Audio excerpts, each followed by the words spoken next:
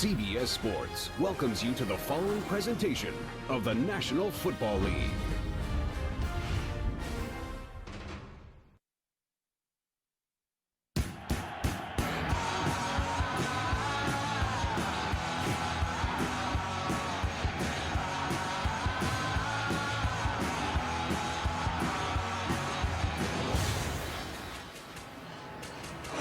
Well, it is Christmas week, and the weather you see right there, about typical for this time of year. A couple of degrees over freezing. There is a breeze and snow flurries throughout the day.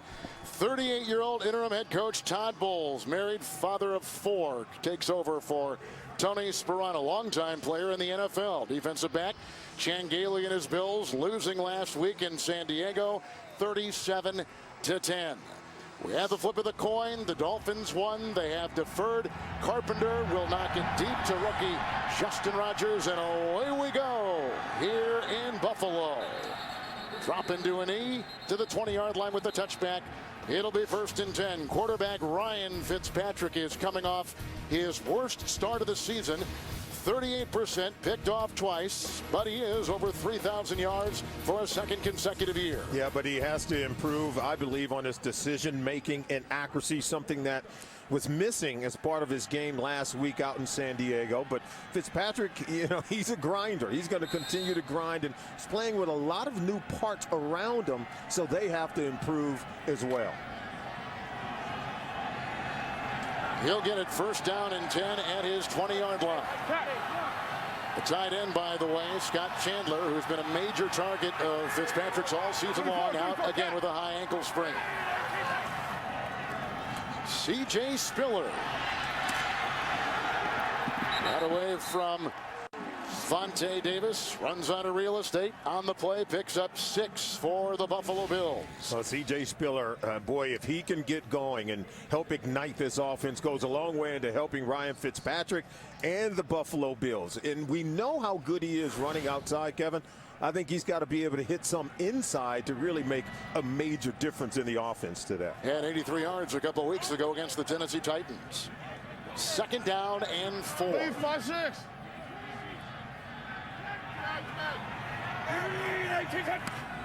Bills bringing the blitz with Jeremiah Bell, who slips, and there goes Spiller diving for the 1st down, and he picks up 4 on the play. The offensive line of Buffalo has only allowed 17 sacks, fewest in the NFL.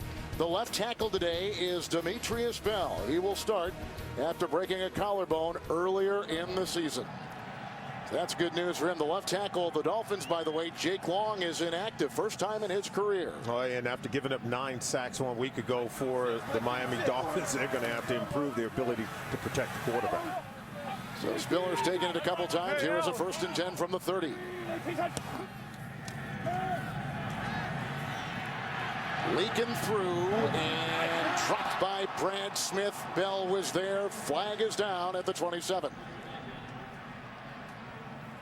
Jeremiah Bell has had a very steady season. Number 79, offense, 10-yard penalty, will replay, 1st down. That's Eric Pierce, who just signed a big extension to his contract this week for the Bills. Yeah, Pierce is a guy that's been doing a good job. Watch him at the right tackle position. You see him right there, holding right there against Cameron Wake. Fitzpatrick still takes a hit on the play, coming in from the other side. Look at that. Boy, put a stamp on him. Audric got him from that other side. So there's Pierce on one side. Demetrius Bell is the other tackle. With the penalty, 1st down and 20 for Buffalo on the game-opening drive. Whoops, there he goes. Down he goes. Wake comes through with the sack.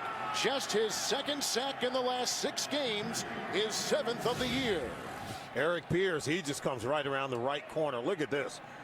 And now, in my mind, I think if you're Fitzpatrick, get rid of the ball. Because watch, you got Brad Smith rolling out to this side. Go ahead and just dump it off to him. You didn't have to take a sack on that play because there were outlets designed as part of the play for you to get rid of the football without taking a sack. And we just said they have the fewest sacks allowed, this offensive line in the NFL. Well, Cameron Wake is coming right after Eric Pierce. He's working over the right tackle for the Bills. 6 now in the secondary for Miami. 2nd down and 30. And that's grabbed by Stevie Johnson. He picks up 14 yards on the play. He's going for 1,000 this season on the defensive line. Paul Soliai anchors the run defense for Miami. Jason Taylor had 2 sacks last week to move into number 6 on the all-time list, taking the place of the injured Koamisi, inactive today. In the secondary, Vontae Davis has played well the last couple weeks. He was a former number 1 pick. Jeremiah Bell, as you said, has been a very steadying influence in that secondary for the Fins. And no one has been able to run on this Miami Dolphins defense. On 3rd and 16, this is Tashard Choice, got by Bell, weaving his way, and he was brought down on the play by Davis. A catch and run of 15, and about a yard, maybe a yard and a half shy of the first down. Oh, it's just good weaving by Tashard Choice. Obviously, you want to get going vertical right there. I think he could have hit the seam, but he does cut it back, but not enough to hit that first down marker. I think you've got to always know where that first down marker is, and the sooner you can get going forward as opposed to cutting back, you stand a better chance of picking up the first down. Brian Moorman will punt. Has one of the best gross averages in the NFL. Number 4 coming into today. And Devon Bess is deep back for Miami, looking up into that snow. And brought down on the play with a good special teams tackle, Danny Batten. 48-yard punt, 8-yard return. Here comes Matt Moore with 11:33 in the first from snowy Buffalo. Bills got the opening kickoff, 5 plays punt. This is Miami's first possession right here from the 22, 1st and 10. New left tackle, Moore is out there for the concussion. Reggie Bush. Like Aaron Williams knocked him down, the rookie right there, number 23. It's a gain of 5. Then he's up to the 27-yard line. Matt Moore had the mild concussion, but he is back. When they won 4 of 5, he was one of the top-rated quarterbacks in the NFL. The left tackle with Jake Long inactive today will be John Jerry, replacing the injured Long. His first miss in 62 games. Jerry normally a guard, and Reggie Bush going after 1,000. Already a career-high 770. 2nd down and 5. Bush again. Wrapped up and taken down by Dwan Edwards on that defensive line. The ex-Baltimore Raven. No gain on the play. The Buffalo defense, promising rookie Marcel Darius, leads the Bills in sacks. He's out of Alabama. The rookie linebacker is Calvin Shepard. He is an emerging player. 14 tackles last week against the San Diego Chargers. And rookie Aaron Williams is back after missing last week with a calf injury. 3 rookies, all a part of a defense that has been devastated with injuries this season. 3rd down and 5. Wow, right up the middle, right through the gut, and Darius comes up with a 2nd sack in as many weeks, his 5th of the year. It's 3 and out for Miami. One rookie working against another, against the center, Mike Pouncey. Watch him come right around, and they just do a twist and stunt. He's not working with Richie Incognito, had to stay on him man-to-man, and he just walks right around. And Pouncey is not happy because he and the guard didn't trade off and swap off as he came around to get the sack. So it's a loss of 7. Here is the punt now by Brandon Fields, one of the best in the business. Jarris Bird, or rather McKelvin, Leotis McKelvin, who is the deep down. He fumbles the ball, and Bird jumps into it and recovers the ball. A flag was thrown, a 52-yard punt with a 7-yard return. And we will see what the penalty flag is all about with our referee today, the affable John Perry, who will, I'm sure, work with the interim head coach, Todd Bowles, in his first game as a head coach in the During NFL. the return, illegal block in the back. Number 57 of the return team. 10-yard penalty. 1st and 10, Buffalo. That's reserve linebacker Danny Batten. So each team has had it once. Each team has punted. 9:42 in the first. The NFL on CBS is sponsored by Southwest Airlines. Find our fares online only at southwest.com. Sprint, all football, no limits, only from Sprint. And by the all-new Volkswagen Passat, 2012 Motor Trend Car of the Year.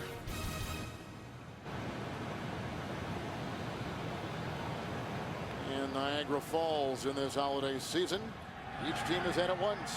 Each team has punted. Here's a 1st and 10. After Miami went 3 and out from the 26-yard line for Ryan Fitzpatrick. We play college football at Harvard. And looking for Hagan, who had coverage that time, was Sean Smith, who has been a starter all season. Incomplete, 2nd down and 10. And whether it's Derek Hagan or whether it's Brad Smith, you have new receivers, even C.J. Spiller and Tashard Choice. All new weapons around Ryan Fitzpatrick. And that's what he talked about, Kevin, is I'm throwing 2 new guys. Okay, that wasn't even with us in training camp. And Hagan's one of those guys that's new, as Sean Smith locks him up to prevent the pass from Fitzpatrick over to Hagan. He's having a hard time getting on the same page. Yeah, it does take a while. Now a 2nd down and 10. C.J. Spiller. And with an initial hand on him was Kendall Langford. It is a gain of 4, and he's up to the 31-yard line for Buffalo. And trying to run the ball against this Miami Dolphins defense is going to be very difficult. And of course, the Bills have struggled to run the ball since they lost Fred Jackson. As we take a look at Todd Bowles, he brings in the league's 3rd best rushing defense into this ball game. Only the 49ers and Ravens have a better run defense than the Miami Dolphins. Hey, what? 6 defensive backs for the Miami Dolphins. 3rd and a long 5 for Buffalo.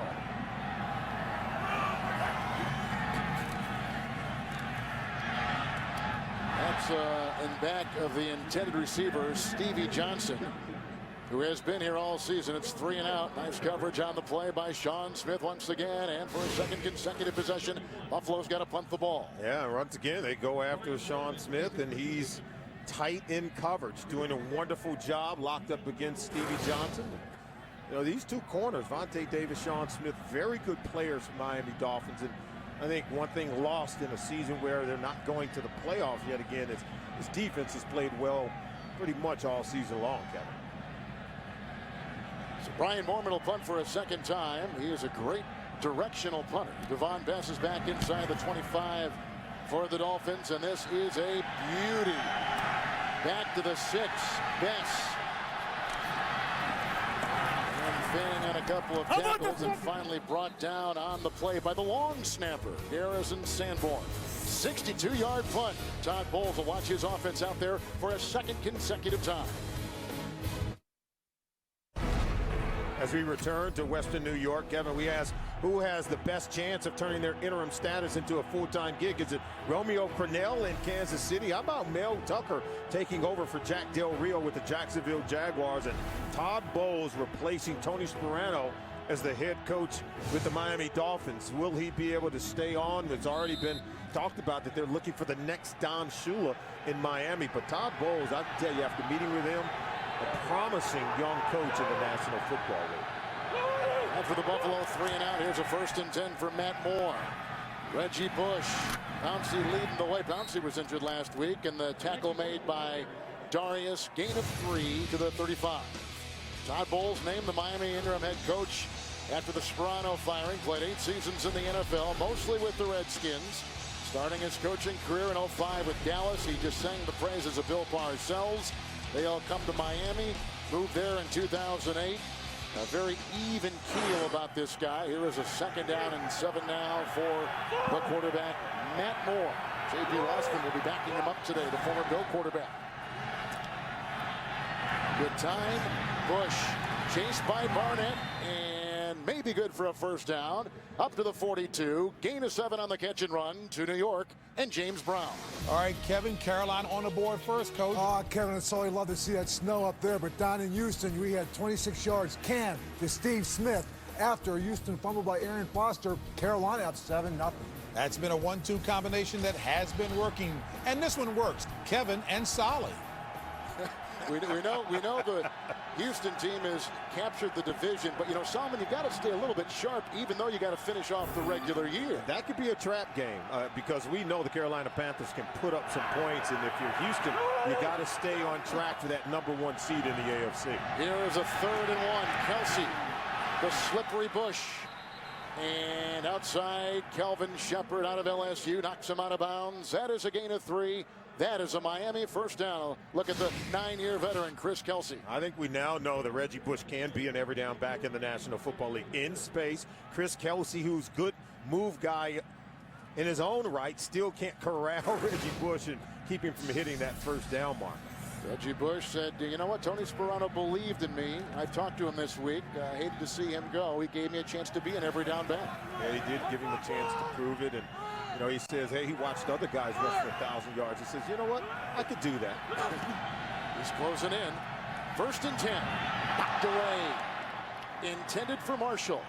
There's some nice defense on the play by Drayton Florence. Well, take a look at it. Don Shula here for 26 years as the head coach, and they've had 6 coaches since then, and you can see the winning percentage, and only 2 division championships, and 10 had been won by Don Shula. No Super Bowls won by any of those 6 coaches that succeeded Shula. And as you take a look at Todd Bowles, and he talked a lot about what he owes to Tony Sperano, who did win a division title in his first year as head coach. 2nd down and 10. Carey is out there. Bad hand. The ball knocked away. Bush has fumbled this year. He's had some problems holding on to it. 3 fumbles this season. It was torn away, and the Bills saying they've got it, and they do. A turnover for Miami. Bush losing his 2nd fumble, but it was his 4th fumble of the year. And look who comes up with it from the secondary, George Wilson. He played his college ball in Southern Cal, and you can see right there being stripped away by Aaron Williams, number 23. And then there are a number of guys down at the bottom of that pile. There you see right there. Look at Aaron Williams. He's able to get it out. But if you're a guy like Reggie Bush and you played at USC in Southern Cal in warm weather, you played in the Dome Stadium with the New Orleans Saints where he helped to win a Super Bowl, and now in South Florida, these are different trying conditions for him to have to adjust to very quickly. 12th career fumble in the National Football League. Trusnick now is playing one of those linebacker positions. It is 1st and 10 from the 42. And this is Tashard Joyce. Began with Dallas. He was a couple weeks on the Redskin roster. And then he was signed by this team. No gain on the play. Well, that game last week in a span of 5 minutes and 20 seconds. The 2nd quarter was the time, and the Dolphins committed 3 turnovers. The Eagles turned them into 17 points. All a part of a 9-sack day for that Eagle D. Jeremiah Bell made the tackle the last play. It'll be now 2nd down and 10. And there's Reggie Bush hoping that trend doesn't get going again today. They've got to protect the ball if they plan on winning this game. Evan Culver's in that secondary for Miami. And C.J. Spiller with room to roam. Brought down by Culver, hit by Jeremiah Bell, who leads Miami in tackles to the 24. Well, there's no bouncing this one to the sideline, Kevin. This one comes right at you. Right downhill, right at our camera. Get going downhill and get vertical running the football. And when you do this, that's where yards come by the chunks running the football. And the Buffalo Bills have averaged 61 rush yards per game in the last 3 games without Fred Jackson in the lineup. And I think if C.J. Spiller can give him any kind of running game, boy, it goes a long way into helping Fitzpatrick in the offense. Sterling has come in on that defensive line after that 18-yard run by Spiller on 1st and 10. Another nice run. Here's Pierce with the block downfield, and that is a touchdown. C.J. Spiller, 24-yard touchdown run, but boy, did he have some terrific blocking ahead. Wow, great blocking and great decision-making by C.J. Spiller. He was very aggressive. Now watch the kick-out block coming right here, but see, he's got to get vertical through the hole, and look at the block there. So see, you press the line of scrimmage, and that's when yards come by the chunk, making one defender miss at the back end, and then he earns his right to get into the end zone. That's the first time in 9 games the Dolphin defense has allowed a first-quarter touchdown. And they just got sliced there by Spiller with the extra point by Dave Rayner, and 7-0 Buffalo. On that drive, Spiller had an 18-yard run. The fumble sets it up that Bush commits. They ended on a 24-yard touchdown scamper by C.J. Spiller. The NFL on CBS is sponsored by Outback Steakhouse. It's always fresh in the Outback. And by TD Ameritrade.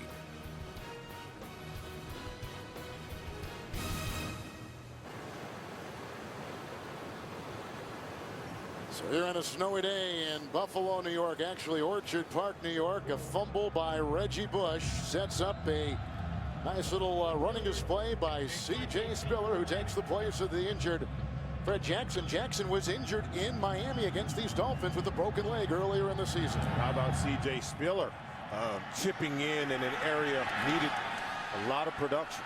Clyde Gates is the number 10 kickoff man in the NFL, and Shepard wraps his arms around his waist. Costin is there, the tight end. It's a return of 28 yards. A frustrated Reggie Bush. C.J. Spiller getting some great entourage work into the house. You're watching the NFL on CBS.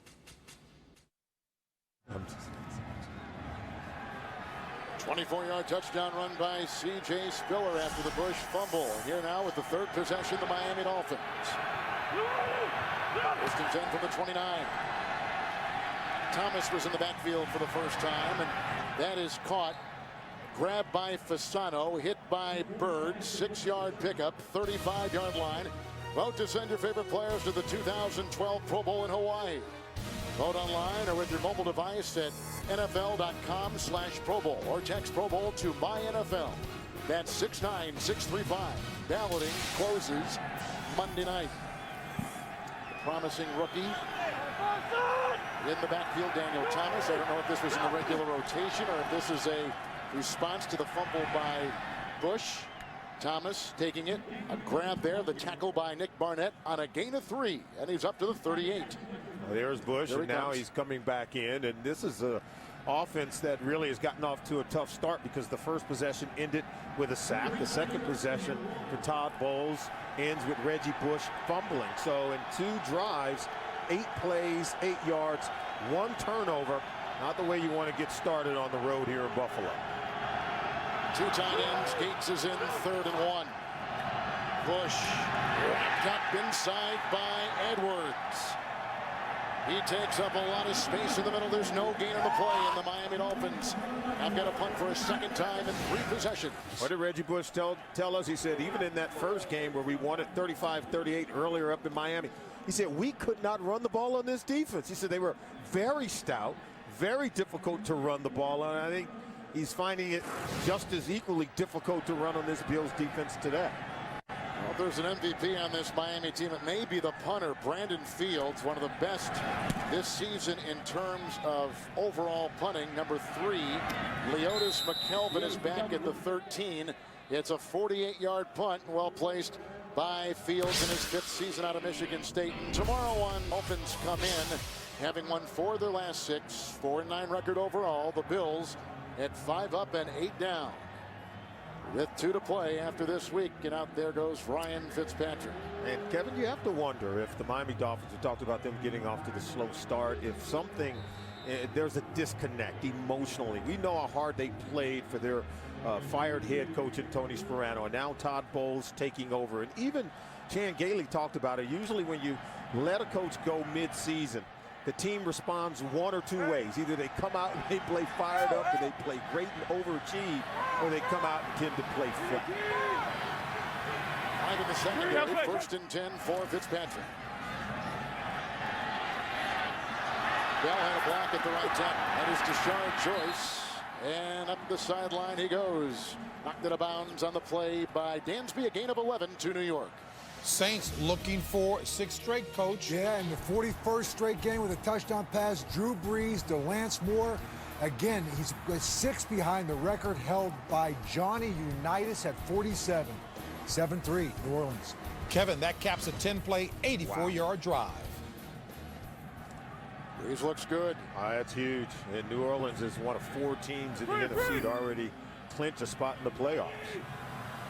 1st and 10. After that 11-yard catch and run by Choice. Here's Tashard once again. Jeremiah Bell got him, gain of 9. Choice, as we talked about before, was kind of out on the street. He played at Georgia Tech, and that's where the current coach of the Bills, Chan Gailey, came across his path. We said that no one has been able to run on this Miami Dolphins defense. In fact, you got to go all the way back to week 2 since they allowed a 100-yard rusher, and you know Chan Gailey saying if we can run it, it goes a long way into helping our quarterback, Ryan Fitzpatrick, because this has been a very good run defense for the Miami Dolphins. Will Allen was one that chopped him down in that last play. He's 2nd down and 1. 66 rushing yards already for the Buffalo Bills. Bell that time slows up and takes down Spiller, and no gain on the play. Here is Jeremiah Bell, who came out this week and was talking about the last time that these two teams met, which Miami won, by the way, 35-8. And he said, you know what, we thought the Bills laid down in that game. Yeah, he did say that. We asked Reggie Bush about it. Reggie says, you know what, we weren't able to run it early, and we weren't able to run it on this Bills defense late. He said, as far as I'm concerned, no, they didn't lay down.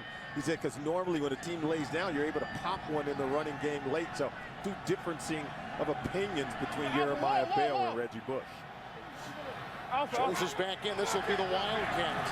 Oh, bobbled by Joyce. Looked like he fell on the ball as the quarterback was in motion. You saw toward the bottom of your screen. There's no gain on the play. Ironic that they would do that against Miami, the team that they kind of rehatched the Wildcat in the NFL. Yeah, ironically, they would do it without Brad Smith with Tashard Choice. But remember, Choice played for Chan Gailey at Georgia Tech when he was in college. But when you design plays for players and you get this as a result, poor execution, you tend to not call it again. You tend to not give him a second chance. Right. Pass is back, awaiting the punt from Brian Mormon, whose team, by the way, Pittsburgh State, just won the Division II championship yesterday. Here's Bess from the 25.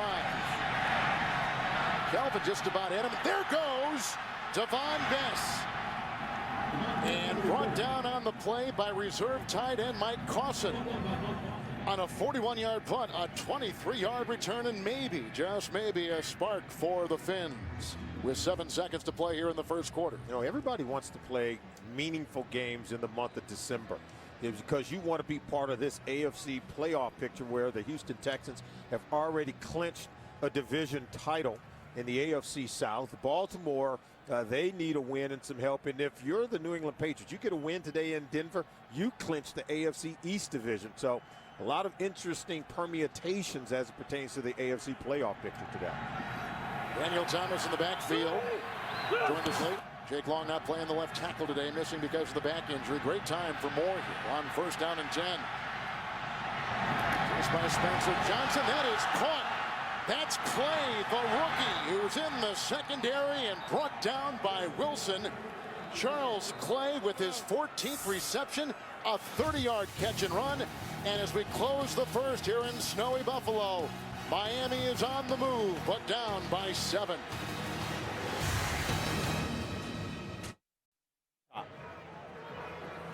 We start the second quarter here in Buffalo, New York with Solomon Wilcott's Kevin Harlan. A touchdown run of 24 yards by Spiller after a Bush fumble moments ago. 30-yard catch and run by Tulsa rookie Charles Clay for the Dolphins has given them 1st and 10 from the Buffalo 22. Bush in the backfield. Jerry with the block at the left tackle. Wide open. He's got the tight end. Fasano. Anthony Fasano lassos his 5th touchdown reception of the year on a beautifully thrown 22-yard pass by Matt Moore, and he was wide open. Oh, they clearly just leaving. You can see him over the right side of your screen. Brian Scott drops coverage.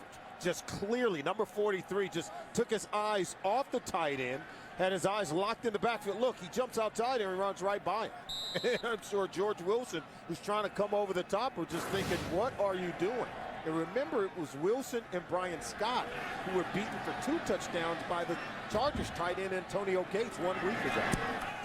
Carpenter's extra point ties the game at 7. Fasano has been limited in practice this entire past week, battling a rib injury. But this time, kept his concentration looking into the snow and ties the game. Anthony Fasano with a catch of 22 yards. And remember now, it was set up by some pretty significant plays just before that. Matt Moore hits him, and he had some nice time. Von Bess had a 23-yard punt return, and Clay had a 30-yard catch and run, which set up the 22-yard touchdown pass by Moore. Moore's 11th touchdown pass of the season. Justin Rogers, the rookie from Richmond, finds a seam.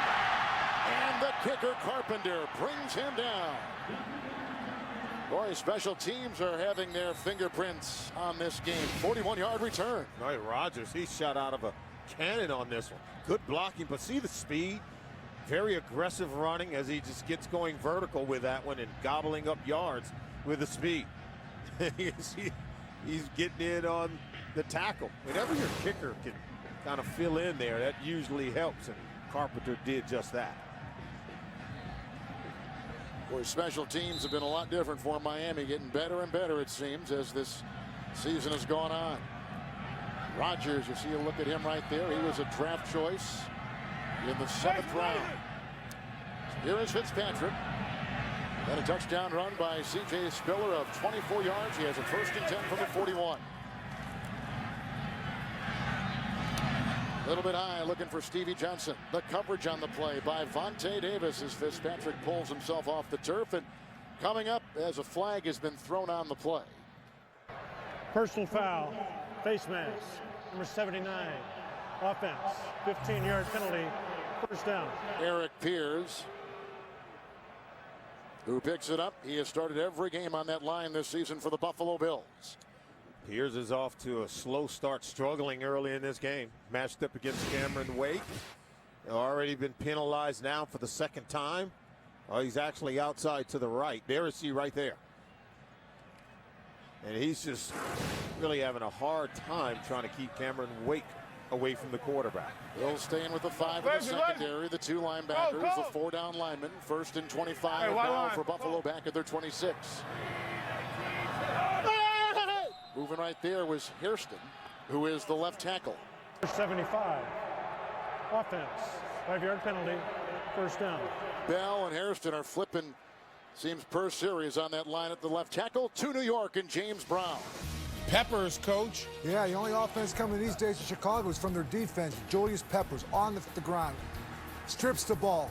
Picked up by Israel Idonije, their 8th non-offensive touchdown of the year. And Chicago, in a must-win, ties it up 7-7. Kevin Harlan, Solomon Wilcots. You bet it's a must-win for the 7 and 6 Bears. Peppers has had almost a terrific season, as good a season as he's had in his career. You kind of knew if they were going to snap that losing streak, the defense would have to score, right? Yeah, exactly. Here is a 1st and 30. And you can see the avalanche of Miami defenders all over the receiver, David Nelson. Odrick was among 3 that were right there on the gain of 6. The Sprint halftime report is coming your way in New York with JP Dan, Shannon Boomer, and Coach Bill Cowher. With NFL scores, news, and highlights, that's coming up on the Sprint halftime from our CBS studios in New York.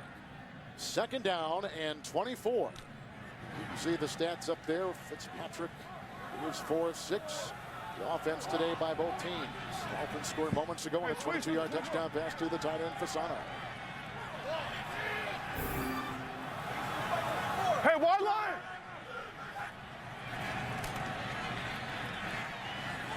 Little high, incomplete.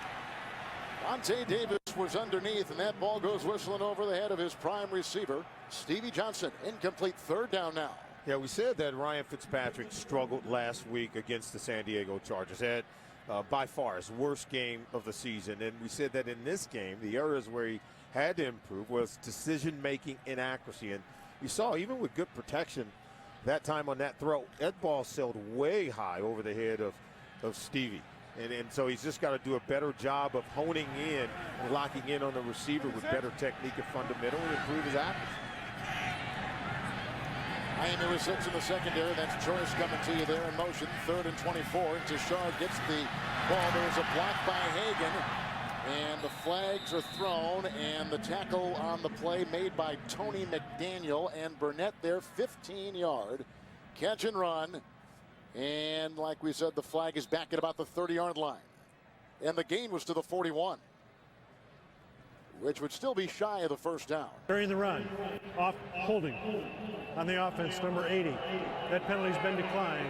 The result of the play, 4th down. Just finishing up on that Fitzpatrick story, he did get a vote of confidence this week from his coach, Chan Gailey. People said the team is falling apart, our quarterback isn't keeping up with his end of the bargain with a big brand new contract, and Chan Gailey says there's no question about the quarterback in my mind. Oh, no, I don't think there's a question. Can he play better? Absolutely, but he's got so many new weapons around him that there is some miscommunication. I'd like to believe a guy like Ryan Fitzpatrick, he went to Harvard. He's got a lot of friends working at some big-time investment firms on Wall Street. I would think that the money wouldn't make a difference with him. He loves playing football in the NFL. That's best back there. He had that 23-yard return the last time. 44-yard punt.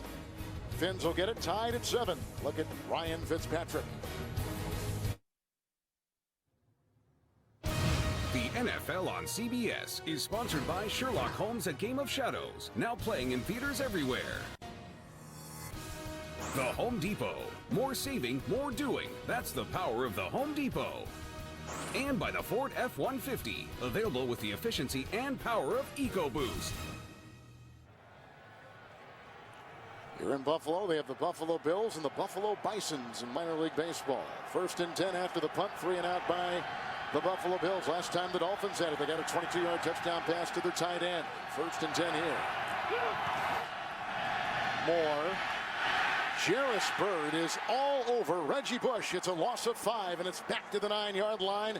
Bird's dad, of course, was the Pro Bowler Gilbert. Oh, take a look at the key plays led to the Dolphins score. Set up on the long return by Devon Best. Excellent field position to play from Moore to Charles Clay. Got him into scoring position at the 22-yard line. And then it's Matt Moore to Fasano, where the Bills defense has allowed a touchdown pass to a tight end for the 2nd consecutive week. And you can see the first 4 possessions for the Dolphins. First 2 did not get off to a good start, but that last one resulted into a touchdown. 2nd and 15, looking for Hartline, and what a catch! Great grab by Hartline, a 26-yard throw, working on the rookie out of Texas, Aaron Williams. Well, this Dolphins offense has come alive. Matt Moore in his 10th start. You can see him playing so much better, and we talk about getting in sync with your wide receivers. Remember when he first started and he and the receivers were not in sync as they are now. 1st and 10. Complete over Fasano's head. He was covered on the play by Brian Scott. 2nd down and 10. Big plays by Miami in this game. Yeah, Miami, they're 6th in the National Football League with 30 plays of 25 yards or more. That's surprising for Brian Daboll's offense, because remember when Chad Henne went out, Matt Moore came in. There was the one thing that was lacking from the offense. We could see that Brandon Marshall was not in sync with his quarterback, Matt Moore, but my, how things have changed. Hilliard is in. It's 2nd down and 10. Bush. And he'll find the crack and work on through, and brought down by Aaron Williams, maneuvering his way to the 48 of the Buffalo Bills on a burst of 12. Well, with ball security on his mind after the early fumble, Reggie Bush wants to get to the 2nd level of the defense, but protecting the ball. See, its contact comes in. He goes with both hands over the ball. And that's why, because he's going to get a lick. Way to finish off the run for Reggie Bush.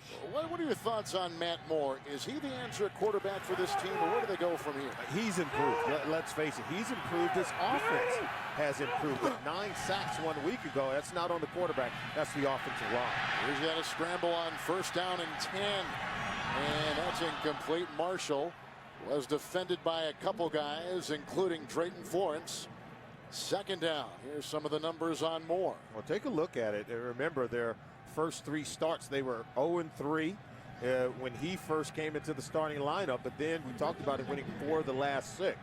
And the numbers have improved. More importantly, look at the pass plays of 25 yards or more.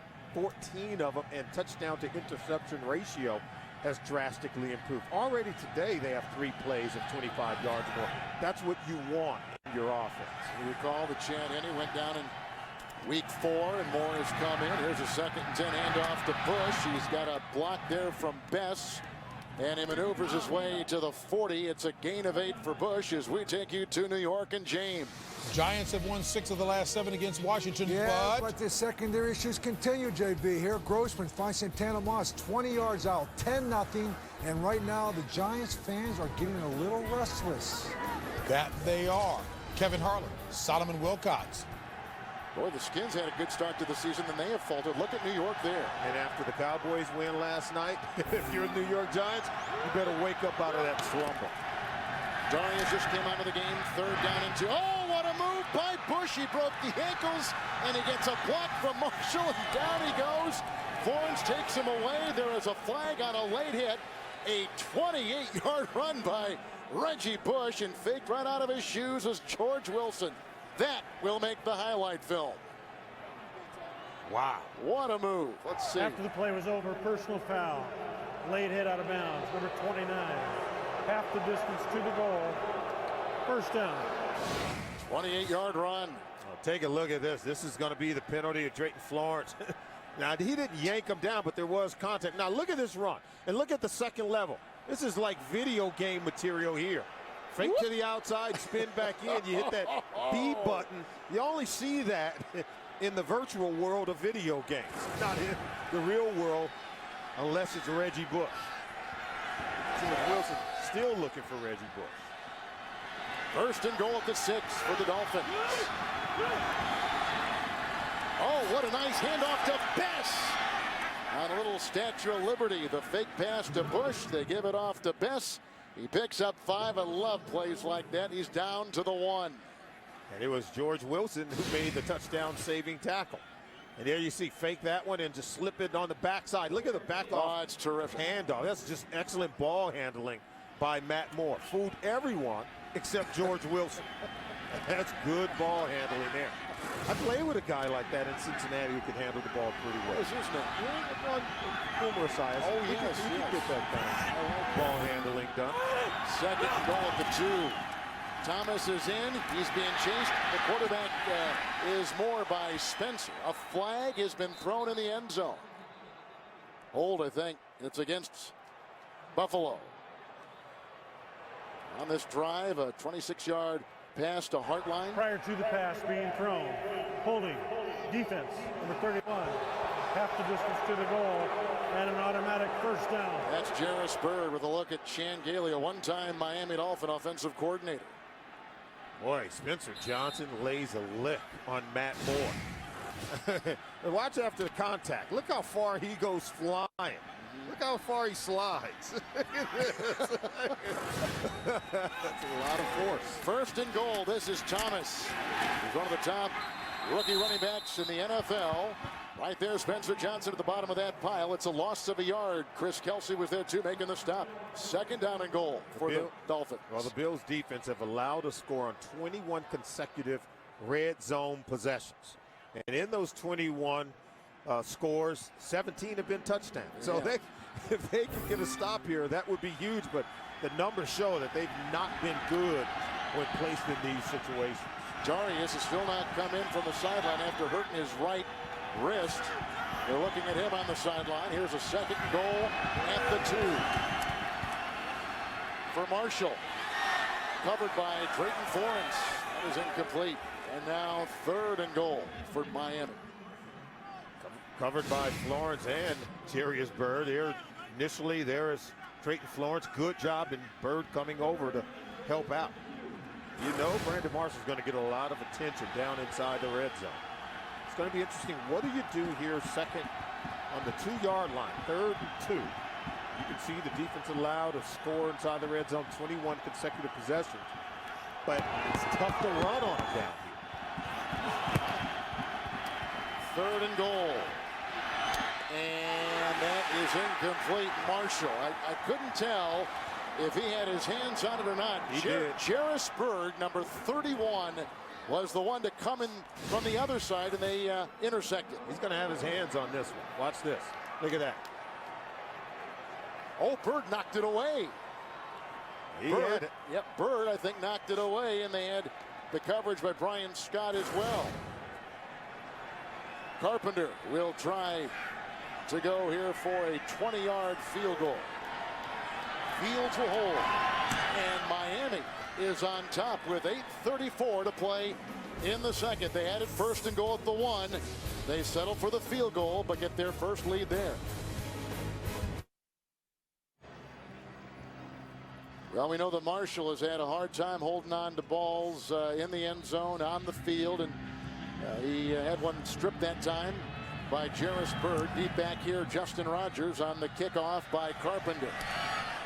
They'll leave it in the end zone. Miami has scored 10 unanswered points. A 22-yard pass to the tight end, a 20-yard field goal.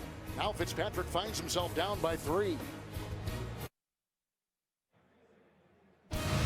The NFL on CBS is sponsored by McDonald's. I'm loving it. And by Kay Jewelers, the #1 jewelry store in America. Every kiss begins with Kay. Right on Lake Erie here in Buffalo tonight on 60 Minutes. The new threat from the Great Recession, plus Meryl Streep. All tonight on 60 Minutes and only on CBS. 2 consecutive scores by the Dolphins, 10 unanswered. They're on top. And back on defense with 5 in the secondary. A touchback on the kickoff moments ago. 1st and 10 with Fitzpatrick at his own 20-yard line. Base. Brad Smith, the ex-New York Jet. Jack the ball trades for this offense. And C.J. Spiller's got a touchdown run today. Bouncing his way. Trusnick makes the stop. He's a leading special team tackler, playing some outside backer there. And it's a gain of 6 up to the 26-yard line. You were talking about Marshall moments ago. Yeah, 12 drops among some of the most this season. And, you know, it's sort of been feast or famine. Certainly, he can become the first Dolphins wide receiver to have back-to-back seasons over 1,000 yards receiver for the first time in 17 years since Irving Fryer did it. But certainly you want to be able to nab those in the end zone when you have an opportunity. It's 2nd down and 4. Blitz from Bell, and that is grabbed by Vontae Davis. 3rd pick of the season for Davis. And the pressure and the blitz by Bell probably screwed him up. It's a turnover for Buffalo. Well, it's intended pressure. 3-step drop. You know the ball's got to come out quick. And if you're Vontae Davis, you don't backpedal. You attack the ball. You attack the wide receiver, knowing the ball is going to come out quick. 3-step drop in the face of pressure. He's chucking and ducking. He's throwing it and trying to cover for himself. So he never even sees Vontae Davis on the back end, who's looking to steal the ball from Ryan Fitzpatrick. Mission accomplished by Vontae Davis. Vontae Davis is the brother of San Francisco tight end Vernon Davis. He's a former #1 pick out of Illinois. We told you at the top of the show, he has been playing well. Moore going deep. 1st and 10, dropped, and a flag. Brandon Marshall again can't hold on. It would have been a spectacular catch, but we'll take a look at it. Well, Drayton Florence was right there. He grabbed him. There's no doubt about it. But if you're Brandon Marshall, you still got to catch that ball, because after he detached. Defense, number 29. Automatic 1st down at the spot of the foul. 7th penalty on the Buffalo Bills already. Yeah, Drayton Florence is beat on the play. Watch, he's going to go right by him, and then he's going to grab him. See inside right there. See, he grabs him. Now he detaches and still had a chance to make the catch for a touchdown. Had he caught it, they would have waved off the penalty, and it would be a touchdown right now for the Miami Dolphins. It'll be 1st and goal at the 9. Bush, no room to roam there. Alex Carrington making the stop. It's no gain on the play. He'll stay at the 9-yard line for the Dolphins. Boy, the rush yards are very difficult to come by. We did see the one spectacular run earlier by Reggie Bush against this defense. Other than that, the Bills' defense, the run defense has been pretty good. Even though 72 yards rushing so far from Miami, really most of it has come on a couple of runs. But Todd Bowles, he's got to help his offense to get into the end zone on these red zone possessions, not settle for field goals. 2nd down and goal at the 9. Bush into a pile right there, and there's, again, no room. Spencer Johnson late, grabbing him from behind. Dwan Edwards was there. It's a gain of a yard. We've not seen, again, Marcel Darius since he hurt his wrist or his hand, and they're still trying to get word from the Buffalo sideline as to his situation. And on both of these red zone possessions, Brandon Marshall had a chance to catch the ball for a touchdown. It means now they have to settle for other ways of trying to get it in, and that's usually by running it. And one thing Reggie Bush is not is that goal line short yardage runner, more of an open field guy. Daniel Thomas is in, the rookie out of K-State. 3rd and goal at the 8. Jerry with the block at the left tackle. Almost picked off by Aaron Williams on a pass intended for Brian Hartline. It's 4th and goal, and they'll try for 3. So again, a goal-to-go situation, and Miami has to settle for another 3-point try. This is just good coverage by Aaron Williams. He outplays Brian Hartline. He's the receiver on this. A great anticipation, though, by Matt Moore. You had to throw the ball. You don't want to take a sack. He anticipated that Hartline was going to break underneath Aaron Williams. Instead, he tries to go over the top, and Williams in better shape to catch the ball. Here comes Carpenter, tacking on 3 more, and Miami has scored 13 unanswered. 6:05 in the second quarter. Brand new coach. And those words inside the Miami Dolphins today. So Miami has gone up on a 26-yard field goal, a 20-yard field goal, and you got a new coach, new voice, new way of doing things, perhaps new evaluations for Todd Bowles, who steps into the place held before by Coach Tony Sperano. And you have to love Todd Bowles and his approach to things, because he says, hey, there's only one way I can make my mark, and that is by winning games. It's not by giving speeches and not by doing anything dramatic or philosophical. It's just going out and winning games. And so that's the goal of this football team, is to take these final 3 games inside the AFC East Division and win them all. Justin Rogers gets it on the kickoff by Dan Carpenter. Good open field tackle right there by reserve wide receiver Julius Pruitt. 16-yard return, so the Dolphins cash in on the interception by Davis. And tonight on Survivor, it's down to 3 tribal councils and 2 suspense-filled hours. Don't miss the season finale and live reunion show tonight. It's only on CBS, 8 Eastern, 7 Central. Game's blacked out here in Buffalo today, as the worst beginning field position for the Bills will start this drive at their 14, 1st down and 10. How about taking a shot down the field? You got to expect one of your wide receivers, usually Stevie Johnson, to win in this situation and dig yourself out of a hole. Choice in the backfield for quarterback Ryan Fitzpatrick. Rashard Choice. Well, Wake is jumping on him there at the very end of the play, but they got some pretty good penetration. Soliai, it's a gain of about 2, and he's out just beyond the 15-yard line. As at the bottom there, you'll see some of our numbers with today. This game with Moore throwing a touchdown pass earlier on a 22-yard throw to the tight end Fasano.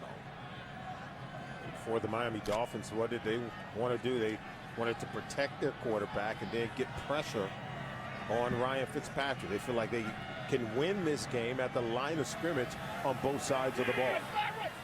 White line. On 2nd and the long 8. Screen pass. Reinhardt with the block. C.J. Spiller over the block 2 by Brad Smith, then tackled on the play by Sean Smith. In the secondary for the Miami Dolphins, after all that running, there's no gain on the play. They stay at the 16. Now, what you love about C.J. Spiller is watch the quickness as he sets up this block by 76 Chad Reinhardt. But after that, why are you running toward the sideline? See, no, not that way. You got to come this way, not toward the sideline. He's a shifty runner. He makes defenders miss, but he's got to run in the right direction to be able to gain yards. So all that elusiveness is for naught when you run toward the sideline and not toward the line of scrimmage. Laser, 58. Dolphins are going 6 in the secondary. 3rd down and 8 for Ryan Fitzpatrick. Nice knock away. Beautiful defensive play. It was pulled off by Will Allen. He's been a reserve most of the season. The pass was intended for Derek Hagan, a former Miami Dolphin receiver. 3 and out, they got a punt. So you got to take some shots. Now, they're bringing everyone, so this ball has to come out quick. 3-step drop, but the defensive backs can sit on everything. When you bring the heat, when you bring the pressure, you force a 3-step drop, quick release by the quarterback, knowing the ball's coming out quickly. You just sit on everything going short. Von Bess earlier had a 23-yard punt return. There he stands at about the 35 with a Mormon punt coming his way. There is wind here inside the stadium. It seems to be at the back of the Buffalo Bill punter. Wilson got in there and just about had a shot at the ball. Bess from the 22. Oh, look at the room he's got to roam. And then he was brought down by Corey McIntyre, who is the fullback and the leading special teams tackler.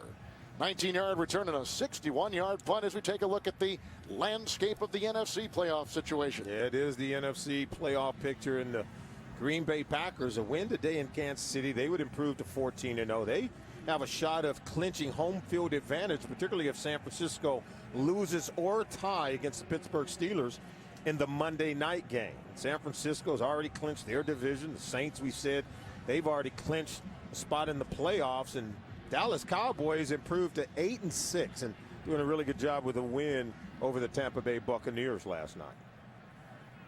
There's the Bills, their coach Chan Gailey. They've lost 6 consecutive games. An extra lineman is now in for Miami. They have 6 linemen. That's Nate Garner, 75, bottom of your screen. Bush on 1st and 10. And Barnett, the ex-Packer, got him right around the ankles and kind of forced him out of bounds. It's a gain of 9, though, as Bush cuts the corner and picks up 9 on the play, and some shoving after the play. Some Bills are in that Miami zone. But I wonder how the confidence is of Buffalo with 6 straight losses, and it's tough sometimes to resurrect a team late in the year like Gailey's going to have to do. Well, Gailey talked about it. He says, you know, the confidence is waning at this point. You lose 6 in a row. And this is a team, remember, when they were healthy, they were rolling. But it's not a roster that has a ton of talent, particularly in way of depth. So you start taking on losses in terms of injuries to Fred Jacksons and Kyle Williams. Then you start to see the lack of depth show itself for this team. Garner is out on that play, the extra lineman. That's a 5-yard carry by Daniel Thomas. Right up the middle and brought down by Chris Kelsey. And he moves the ball to the 44-yard line of the Buffalo Bills with a first down. Take a look at Chan Gailey. He kind of knows that this is a moment where the game hangs in a balance. Remember, they were blown out last time they played this team about 1 month ago, 35-38 down in Miami. And the defense really needs to get stopped here. Can't let them go and put more points on the board on this possession. Darius is back in on this defensive situation for the Bills. It's more looking for Hartline and the coverage again, and they're working on that rookie, obviously, Aaron Williams, who was out last week and did not play with a right knee and a right calf injury for Buffalo. And so far, look at Aaron Williams up to the tap, reroutes perfectly, got his vision and eyes on the ball, playing it all the way, staying on top of Brian Hartline, who could not get on top of the rookie. And I think Williams doing a really good job showing why he was a high pick in the draft. 2nd down and 10. Zone. Marshall, who has not got a pass today, in motion. Reggie Bush, look at him pick and poke his way through there. Florence got him, as did Brian Scott. It's a gain of 7. Reggie today, 14 carries and 68 yards. He's going for 1,000, although he won't tell you it means a lot. I think deep down it probably signifies a lot in his career. Yeah, a little delayed draw. Look at him picking his way through traffic. Yeah, he says, you know, hey, it's not a real big deal, but he knew the exact number he needed to hit the 1,000-yard mark. 230 coming into today's game. He knew the number, but yeah, it wasn't that big of a deal. Yeah, he said about average about 77 yards a game. There's a 3rd and 3 now for Moore. And he's looking for Bess, who is covered on the play by rookie Justin Rogers. Just out of his reach, incomplete. 4th down and 3, and Miami. 2 good-looking rookies. We showed you Aaron Williams. This is Justin Rogers, who have caught the coach's eye and attention. I think doing a wonderful job in the slot position and defending and covering Devon Bess down the field. I thought he was in great position there, and that was a tight window for Matt Moore to try to squeeze that throw in. Miami will be looking to punt. They're over there talking, and they'll jump on out. But you wonder if they maybe have something up their sleeve here. Let's see. Got to always be careful when they're over there huddling and talking about it. Well, if nothing else, it's camouflage. It's good window dressing for what they might do. A delay of game for Miami. The penalty's been declined. 4th down. And you knew they would, and so now it'll be up to Brandon Fields to get this in. I'll tell you, if there wasn't a Shane Leckler in the AFC, this would be the the best punter certainly within that conference, maybe the entire NFL. He last week against Philadelphia, 6 punts, net 49.8. That's great. Just phenomenal.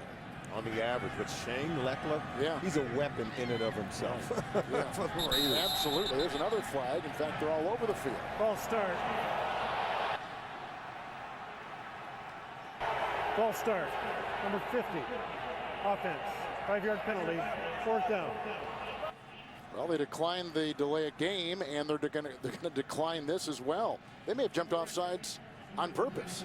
Yeah, it's Marvin Mitchell, and he's hearing from his head coach over there, Todd Bowles, getting after him. And he's smiling, but Todd Bowles, he wasn't smiling at all. Not happy.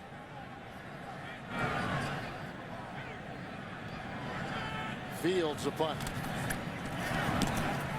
The Aussie rules punt with the nose of the ball hits the top of the foot, and that was caught by the rookie Jimmy Wilson, who makes the grab. Wilson is a 7th-round pick out of Montana. He blocked a punt, remember, last week against Philadelphia. Well, keep your fantasy football season going with Playoff Challenge and compete against the nation for a chance to win $5,000. Sign up now at cbssports.com/challenge.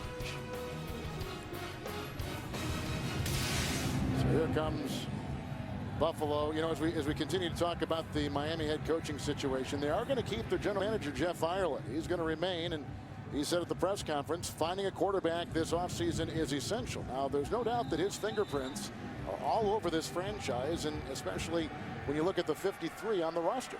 One thing about the Miami Dolphins, we talked about the 6 head coaches. To succeed, Coach Shula, they've got to have some stability now in the front office, and at that head coaching position, they continue to keep turning it over, and boy, you can't build and grow any roots to yield good fruit with this football team. Here's Spiller on 1st and 10. Demetrius Bell is back out there at the left tackle. He and Hairston are going back and forth. Tyrone Culver is there. Cameron Wake is there. Wake had a sack earlier in the game, so it's a gain of 2. And we've reached the 2-minute warning. 13 consecutive points by the Miami Dolphins, and a tough day so far for Buffalo's Ryan Fitzpatrick. Coming up from our CBS studios in New York, the Sprint Halftime Report with James Brown, Dan Marino, Shannon Sharp, Boomer Esiason, Coach Bill Cowher for the latest scores and highlights. That's coming up on the Sprint Halftime Report. Bill Cowher said he is not interested in coaching next year. Well, Miami might be an interesting job to look at nonetheless. 2nd down and 9, 3 timeouts remaining for the Bills and the Fins. Here comes Jason Taylor. And Spiller grabbed from behind. Dansby rides him down. It's a gain of 6. And they'll put the ball at about the 16. 3rd and 3. You going?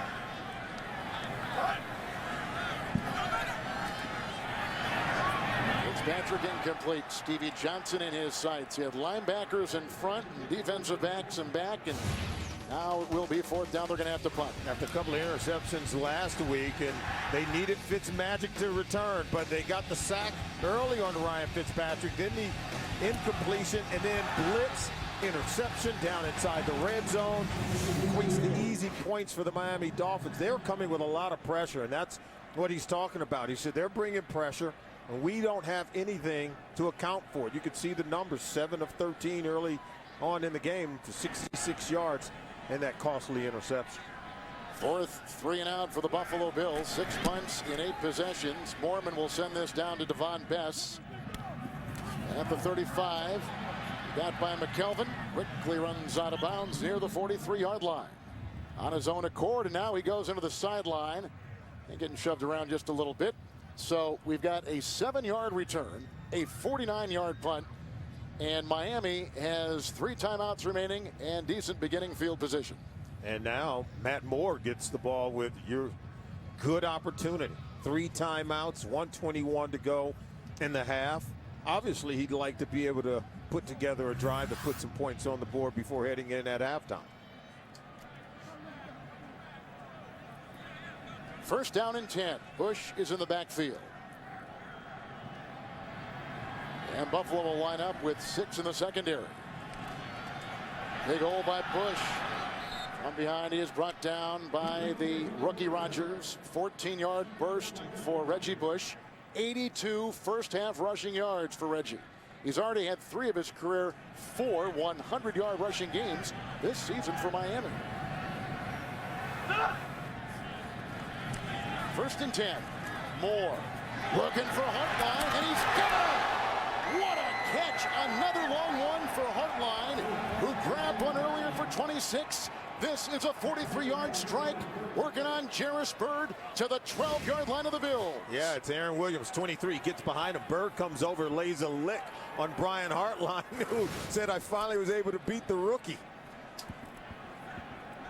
It was Aaron Williams that we showed good tight coverage, winning at the line of scrimmage against Hartline earlier in the game. That time, Hartline beat him at the line of scrimmage and got on top of Aaron Williams. Former high school track champion from Ohio. 1st and 10. Knocked away, loose ball. Is it still loose? Now the question is, it is a fumble. Arthur Moats vacuums it in for the Buffalo Bills, and the Bills squander, or rather Miami squanders excellent field position late in the half. Yeah, this is going to be a fumble. Look, it's an underhand toss. Looked like it might have been over him, but Reggie Bush didn't get on top of the ball. He had an opportunity to secure the ball. He initially thought it was a pass. And I'm not so sure. Let's take a look at it. Kelsey. Yeah, that ball comes out. Kelsey knocks that ball. The ball does go out forward because it ricochets off the pads. But it looked as if the arm was moving backward when the ball came out. Watch, the arm goes back.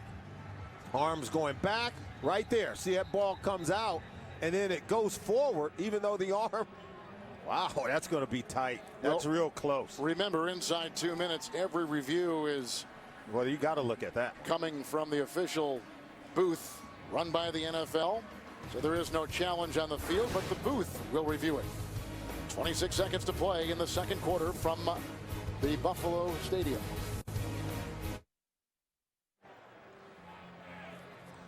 Welcome back to Western New York. We take a look at it now. I think this arm's moving forward. See right there? The arm is moving forward. That's why the ball comes out forward. And yeah, he's hit and the ball comes off his hand, but not until the arm moves forward. And that's what forces the ball to go forward towards Reggie Bush. See right there? His arm had already started moving forward by the time Chris Kelsey hits the arm of Matt Moore. The play has been confirmed as a fumble. Prior to the quarterback's arm going forward, the ball was jarred loose. Quarterback had an empty hand. 1st and 10. Okay, now they say the quarterback had an empty hand as the arm started going forward. Now, answer me this question, Kevin. What caused the ball to go forward? If his hand is empty when it's moving forward, then why did the ball spiral out of his hand if he didn't have the ball in it by the time he started moving forward? The sheer science of it tells you that the ball was in his hand as the arm started to move forward. Moats recovers the loose ball. Buffalo at their own 28.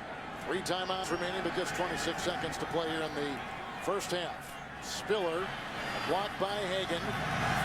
Wrestled out of bounds. Nolan Carroll coming over to make the stop. It's a gain of 9. The clock is stopped at 20 seconds. Jeremiah Bell had a hand in that as well. Well, they came right by Colombo and knocked that ball away. 2nd down and 1. Vontae Davis has had a pick for Miami off of Fitzpatrick. That was a fumble by the Miami quarterback, Matt Moore. And the turnovers find Miami getting 2 and Buffalo getting 1. Here is a throw, and that is caught. Nelson knocked out of bounds by Rashad Jones. 14-yard catch. Clock is stopped at 14 seconds. The ball will be spotted at the 49. Well, they do a much better job of picking up the pressure coming in off the right side of the formation. That's what allowed time for Fitzpatrick to throw this strike and completion over to Nelson. And that's something they can see, the pressure coming off the right side, and Nelson comes clear across the formation, which you had to pick up the blitz in order to allow him to come open after running so far across the field. If you take a look where Rayner needs to get, just inside that 40. where he has a career-long 56-yard field goal there. 1st and 10.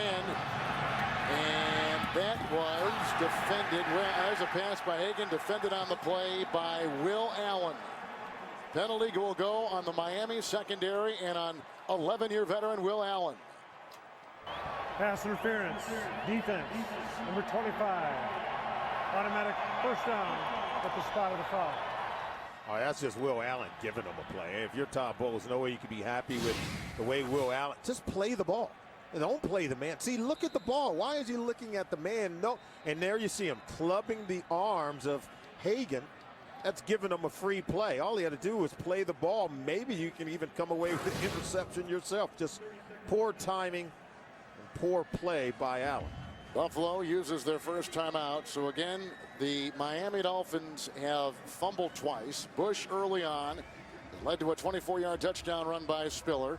More moments ago, which leads to this Buffalo possession. Down 7-0. Miami came back to get a 22-yard touchdown pass. More to Fasano. And a couple of field goals. One of 20. One of 26 yards by Dan Carpenter. And what for Todd Bowles is his first time as a head coach in the NFL. Another look at Rayner, who has gone 5 of 7. And of those 5 hits, he's hit a 53-yarder and a 56-yarder for Coach Chan Gailey. 1st down and 10.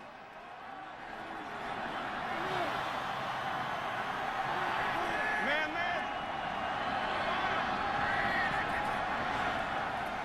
6 defensive backs for Miami. Stevie Johnson broke a tackle of Merlin. Brought down on the play by Clemens. 22-yard catch. There's no time, as you can see. They had 2 timeouts. This is the second charge timeout. Buffalo. Yep. It will be a 30-second timeout. The timeout was called with 2 seconds remaining I knew. in the half.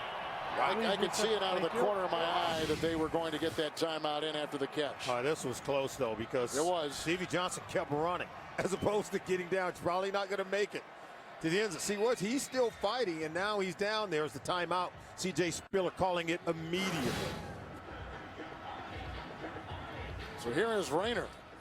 This will be a 22-yard try. So there was the big penalty, and it was called against Will Allen. They have the nice catch and run right there for Stevie Johnson. This will be a 25-yard field goal try. Looks like he may have backed up just a hair. Now they're going to mark it 26. Backed up a little bit more. And he did not get it. Missing that field goal right there. He missed a 53-yarder last week in San Diego. This a chippy from 26, which could have brought it a little bit closer. Wow. And it wasn't the wind, it was just a bad kick. Rayner misses a chance for 3, taking the place of the injured Ryan Lindell. Miami at halftime leading the Buffalo Bills 13-7. You're watching the NFL on CBS.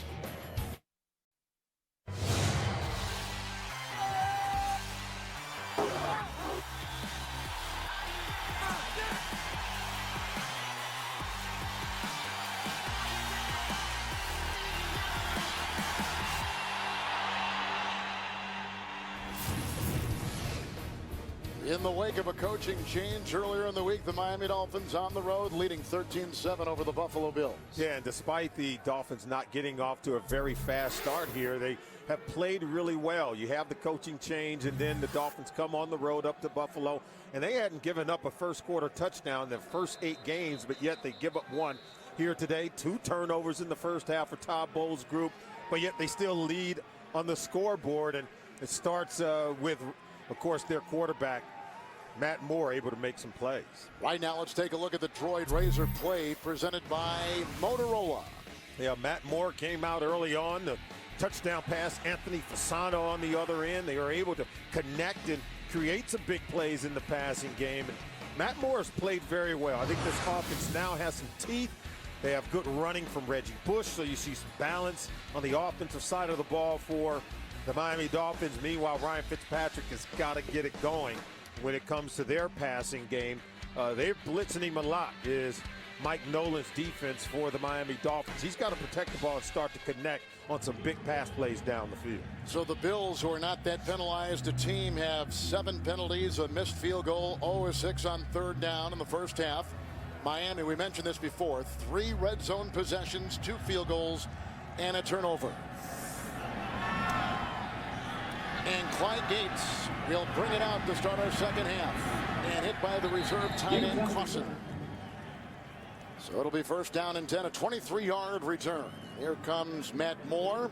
A fumble by him, a fumble by Bush. We mentioned before the comparison in his numbers with Ryan Fitzpatrick. Yeah, and even though Matt Moore has a touchdown, he does have a fumble. So he's turned it over once. Fitzpatrick has turned it over once. And I think Ryan Fitzpatrick has got to be able to solve the problems that this blitzing defense that Miami has given him. They're coming off one corner, forcing him to throw hot, but they're jumping those hot routes, looking to get even more interceptions.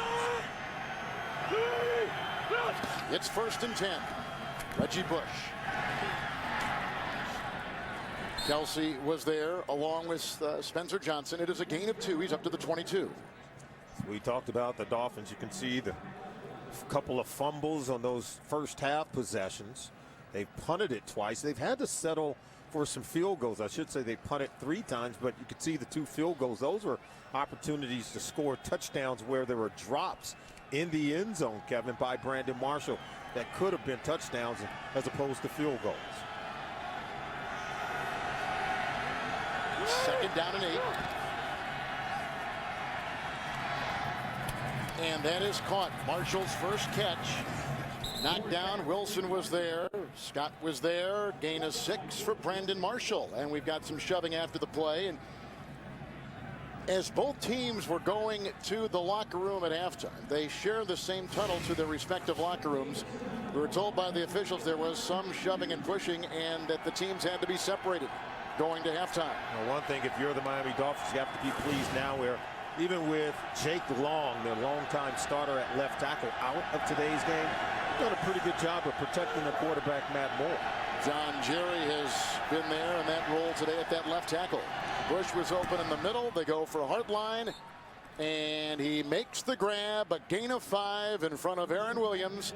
That is a 1st down for the Miami Dolphins. Hartline starting to work on the rookie cornerback Aaron Williams a little bit now, because Williams started off in really good coverage. He was winning against Hartline. Now Hartline starting to use that veteran experience, a little push off at the end to get some separation and dig down and catch that ball for a 1st down. There's Jake Long. Had started 61 consecutive games to start his career. Now out for today's game. Daniel Thomas in the backfield. He'll get the call here on 1st down and 10. Shepard had a hand on him. And Kirk Morrison, it's a gain of 2, and he's up to the 35. He'll quickly, well, he's going to stay in now. He's heading back over to the side. Long has played hurt before, the back injury last week, and then when he left, they had that avalanche of all kinds of sack numbers put up by the Philadelphia Eagles. And he's a warrior. And if he's out, then you know he's really hurt, because he's played at less than 100% pretty much all season long, and I think by all accounts he's played well. Here's Thomas here in the backfield. 2nd down and 8, and Moore going deep, and he's got his receiver caught. Marshall beating Florence. That is a Miami Dolphin touchdown.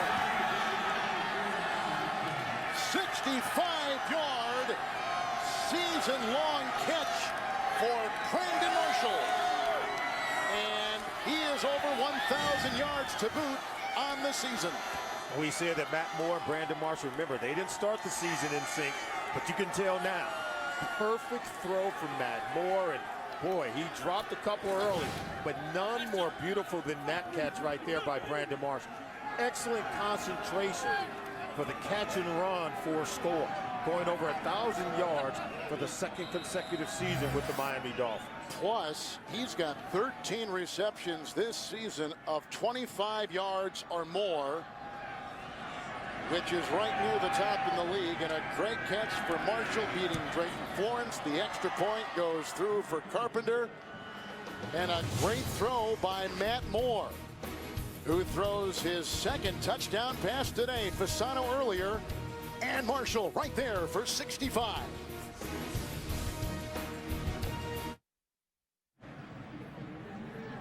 Over the last 5 years in the NFL, only New England's Wes Welker has caught more passes than Brandon Marshall. A beauty right there, a 65-yard toss, and a perfect throw at that by Matt Moore. And the lead now is 20-7. 20 unanswered points by Miami. And the ensuing kickoff. Rodgers will take it out for the Buffalo Bills. A block right there by Lee Smith. The kicker can't bring him down, and finally it's Rashad Jones who jumps on his back. But what a return to the 47 of Miami, a 54-yard kickoff return for Rodgers. Let's take a look at the 65-yard touchdown. Matt Moore, anytime you see the single high safety, then you know to go deep to the outside. Now, Matt Moore just throws him open because Drayton Florence is in great position. Now, watch where the ball comes in at. Over that outside shoulder, and this is just throwing him away from the defender where only the receiver can get the ball. And this is just a great hands catch by Brandon Marshall. I guess we can forgive him for those drops earlier in the game with a catch like that. That was something. Here's a 1st and 10 handoff to Spiller. And he'll slice his way down near the 40-yard line. Dansby brings him down. It is a gain of 8 on the play. Burnett was there too, making the stop. We're just into this 3rd quarter. There is Kevin Burnett, former San Diego Charger. Now I'm going to go back to Brandon Marshall on that catch. And, you know, he was the big play wide receiver this team was really looking for when they signed him before last year. And I think he's brought that to the table. When you have 2 consecutive years, over 1,000 yards receiving for the Miami Dolphins when it hadn't been done in 17 years in serving prior, I think you could say he's more than delivered. This is Tashard Choice, who sneaks through with the flag thrown, as you can see, and he just gets by the 40 down to the 39. Holding, number 16, offense, 10-yard penalty, 2nd down. That's Brad Smith, the former college quarterback out of Missouri. Really out of character right now. The Buffalo Bills on your right there. You can see him just taking them right to the ground right there. Jeremiah Bell took him down. Yeah, and now 8 penalties against the Buffalo Bills, and not something you normally see from a team like Buffalo. In fact, Buffalo and Miami commit the fewest penalties. Buffalo number 1 in that category coming into today. In Miami, number 5. 2nd down and 12.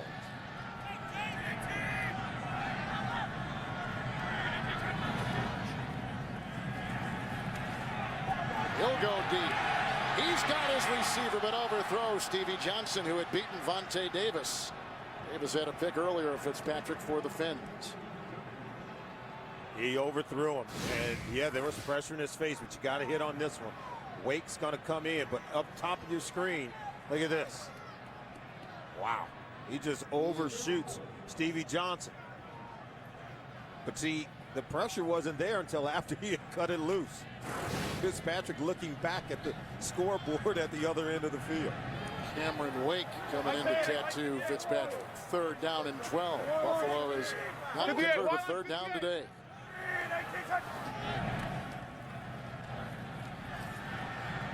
Plenty of time, as you can see, almost picked off on the ricochet. Jones will vacuum it in. Rashad Jones. That would be, and it is, his first interception of the day. Another turnover for Buffalo. Another interception for Fitzpatrick. Right off the knee that time of Nolan Carroll. The NFL on CBS is sponsored by Southwest Airlines. Find our fares online only at southwest.com. Garmin. Give a Garmin GPS this holiday season. And by the 2012 Jeep Grand Cherokee.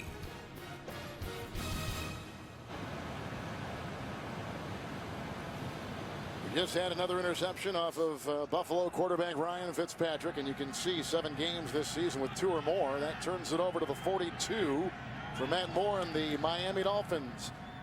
And Bouncy tried to make a block on Burnett. He could not. Knocked down was Daniel Thomas. Loss of 3 back to the 39. Let's go back and take a look at the interception, okay? Now, Let's go. He's trying to squeeze it in. Freeze it right there. So, see, he's trying to squeeze it in these two, and they're squeezing to the ball. But it's that third defender, rock it back and forth there. So you're throwing it behind the wide receiver. The third defender comes in and break it up. I still believe you're forcing the ball in that situation where there's three defenders and only one of your guys who can get it. That's a forced throw, and I think he could have made a better decision. Second down, 13, Devon Bess. He was drilled on the play. Did he lose the ball? Aaron Williams the one to get him. It's a gain of 5 up to the 44 as they are there at the skirmish. Aaron Williams already calls one fumble earlier when he stripped Reggie Bush of the ball, but Phil, this hit nearly gets the ball out on this play. This young corner is hit.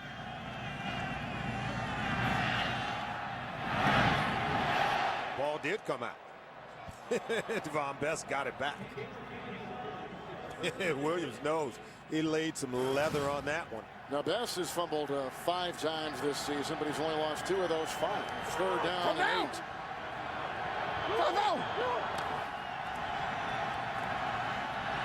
Get by Colombo. Thus the ball is knocked astray. Spencer Johnson, Kelsey coming through. A lot of pressure. 3 and out. Miami cannot cash in on the interception. Spencer Johnson, boy, he's just come humming around the corner. See him right here? Now watch him close in on Moore, and Kelsey's coming in from the other side. I think it was Spencer Johnson who kind of caught the arm of Moore as it was going forward. Fields to punt. Leotis McKelvin is back inside the 15 for the Buffalo Bills.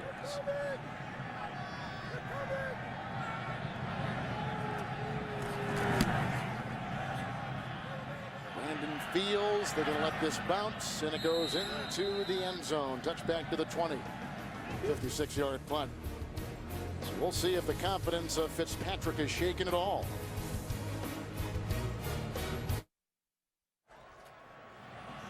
Interim head coach Todd Bowles, he said it's not about me, it's about trying to keep the team afloat, making sure everyone plays hard. They have today, they lead it 20 unanswered points.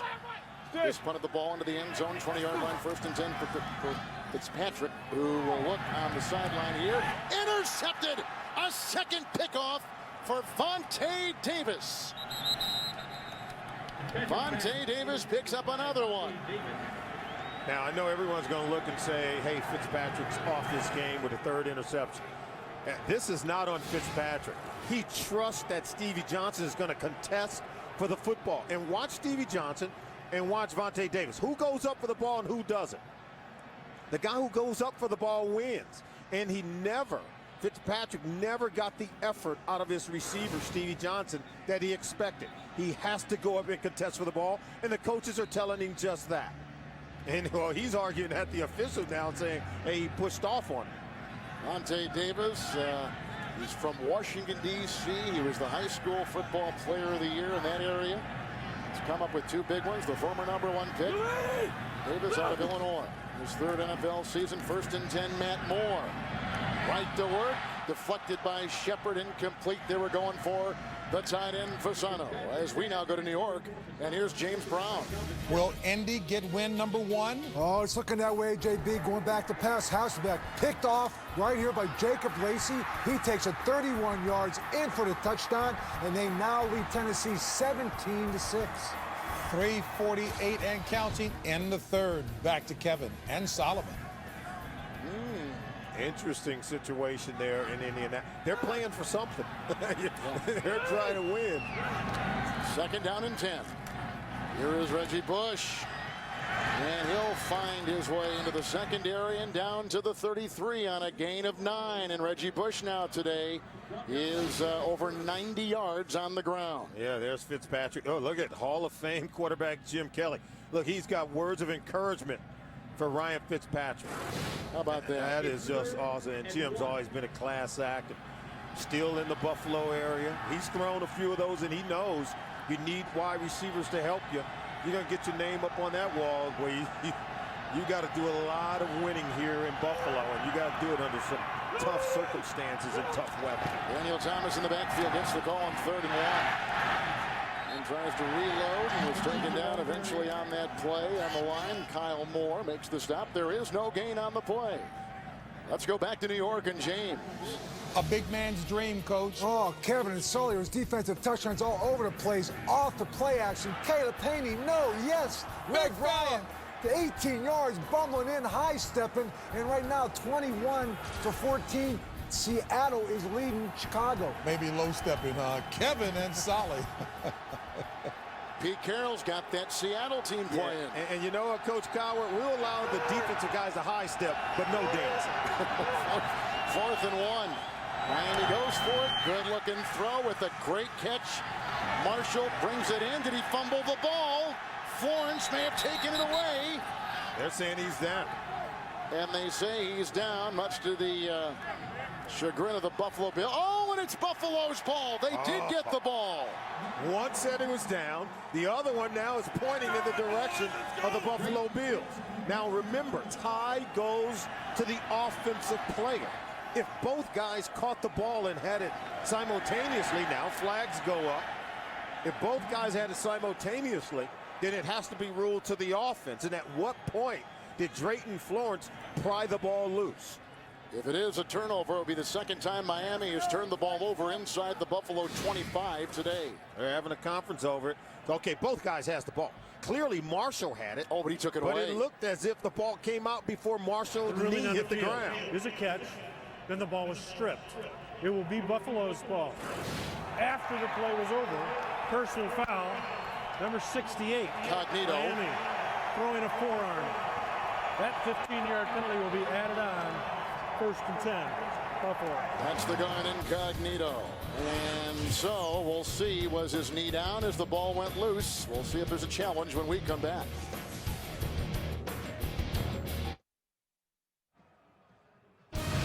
The NFL on CBS is sponsored by the Droid Razor by Motorola. Droid strong, razor sharp. And by Bud Light, the official beer sponsor of the NFL. Here we go.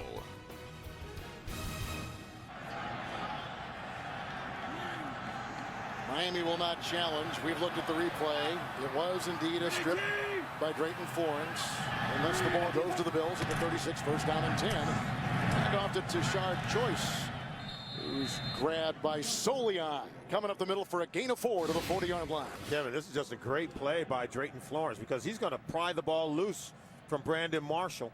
And see, we can see it right there. Stop it right there. Because see, you can see the ball now belonging to Drayton Florence, but Brandon Marshall's not on the ground at all.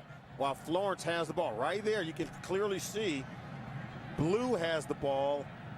Marshall no longer has it. So it's the 3rd takeaway of the game by the Buffalo Bills defense. Both teams now have turned the ball over 3 times each. Miami playing with 5 defensive backs or more all game long. 2nd down and 6 here for Fitzpatrick, who has thrown 3 picks.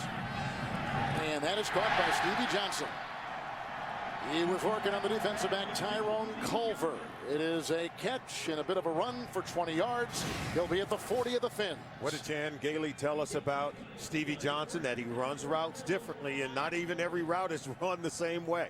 And that the quarterback has to really be patient in anticipating what Stevie Johnson's going to do, because sometimes they won't be on the same page because he's not as consistent.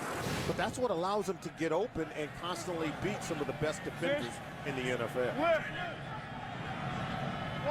They get the 1st down at the Miami 40.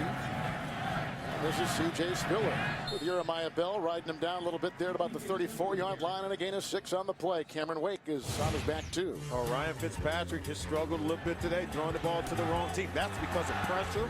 Vontae Davis jumping the route. And then here's one where I think he forced it.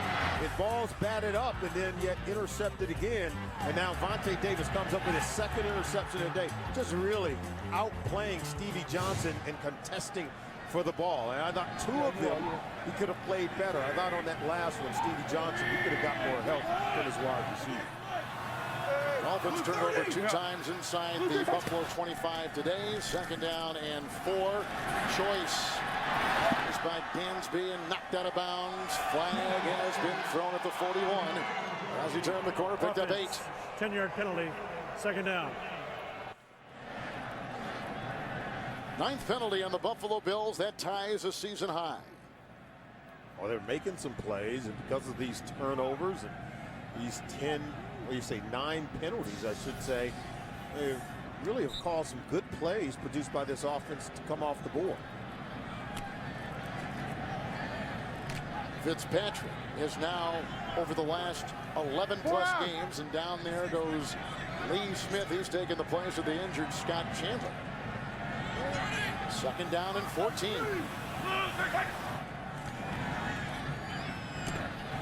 DeWay, good defense that time by Cameron Wake, who already has a sack in his back pocket today, and comes right in the passing lane of Fitzpatrick there. Well, he's working over Eric Pierce, the right tackle. He walked right in to the backfield. In fact, they could have called Pierce for holding, because look, he beats him right now. Look at, see the holding? There it is right there. Could have maybe called him for holding, but Wake is just giving Pierce fits coming around that left corner, getting outside of the tackle.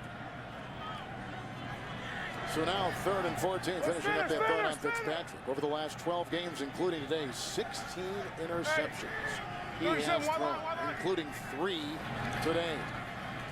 3rd and 14, going deep and looking for Hagan, overshoots everybody, and back there among the defensive coverage, Sean Smith looking for Derek Hagan. Here come the boos again, cascading down from the upper deck, and they'll have to let that ball go back on a punt to the Dolphins. Well, one part of it is this offensive line is not really holding up today. It's the pressure.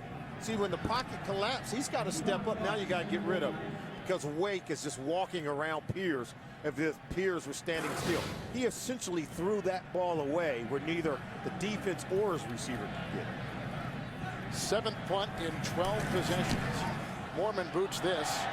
There's a flag. It looks like Marvin Mitchell ran into the punter. Fair caught by Best at about the 12. Marvin Mitchell, a special teamer. And running right into the veteran, Ryan Mormon, the 2-time Pro Bowler. It was 4th and 14. Ooh, a little word there to someone on the sideline. He said, I've had about enough of you. John Perry is handling his business. Running into the kicker. Kicking plant leg. Kicking leg was the one that was contacted. That penalty's been declined. 1st and 10, Miami.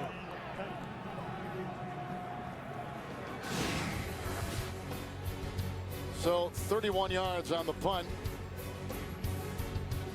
Timeout. War for them. We're back in snowy Buffalo, where Miami's going to get it. They've had 3 takeaways, which is a season high today. They had a 65-yard touchdown pass in their second half. More to Marshall. A 22-yard touchdown pass to Fasano. A couple of field goals. 1st and 10. Reggie Bush. Now Bush today, that's his 18th carry on the season. He picks up 3. He has 95 yards on the day. George Wilson gets off the pile there out to the 15. Couple of interesting situations. Green Bay is trailing in Arrowhead 9-7. First time all season long Green Bay has trailed in the 4th. And look at the Colts, who are beating the Tennessee Titans in a very important game for Tennessee. They're very much in the playoff race. Have an eye on 2 streaks that could be snapped today. Green Bay Packers, of course, they are yet to be defeated and winless in Indianapolis. 2nd down and 7. Bush had a little chip, and now he gets the ball. Around Shepard he goes. He'll heave his way and touched by Burnett. There's a flag on the play, and the gain on the play was a yard. They've got him spotted at the 17-yard line as we speak. There are 2 fouls on the play, both by the offense. Illegal block in the back, number 68. Penalty's been declined.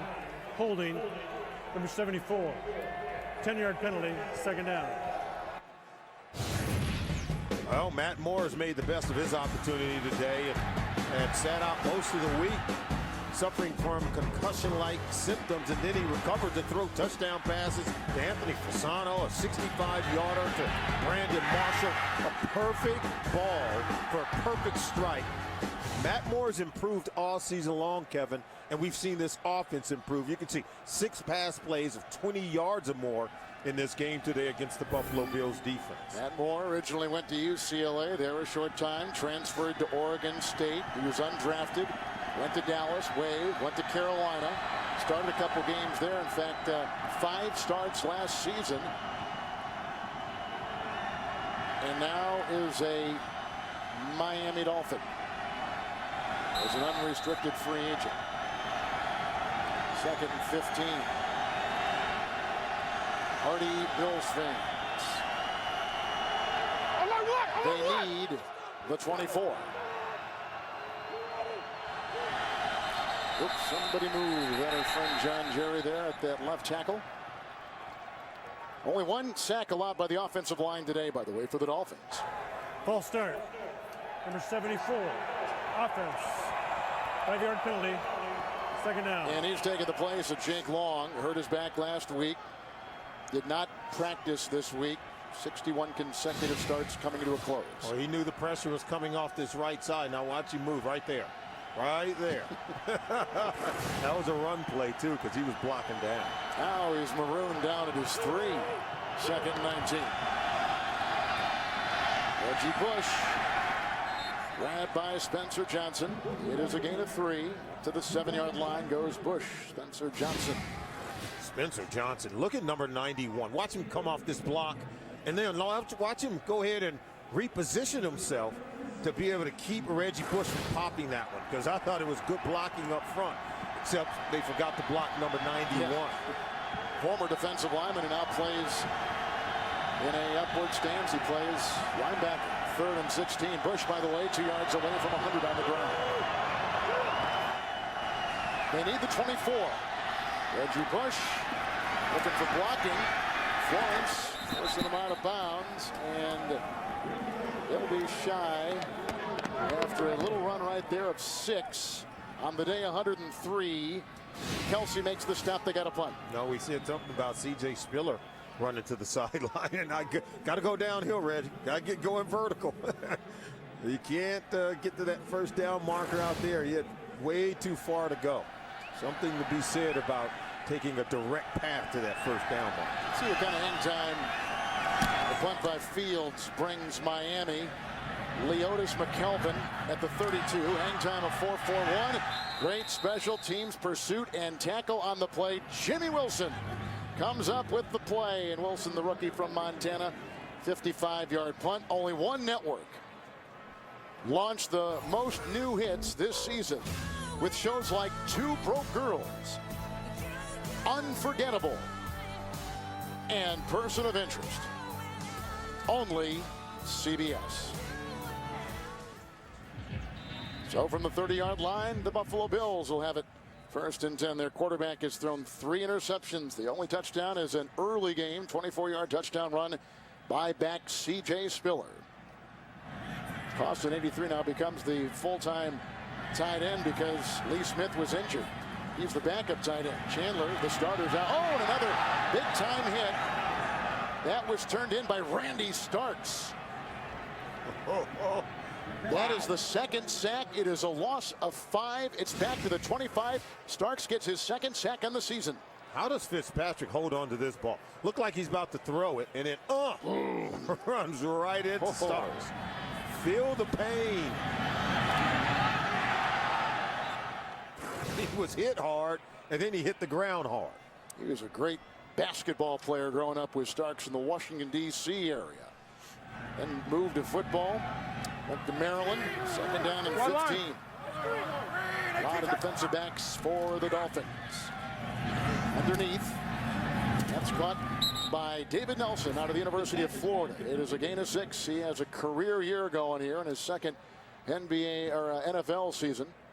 Think of NBA. I talk about Miami. I think of the Heat. I think of the Miami Heat. The stop there was made by Will Allen.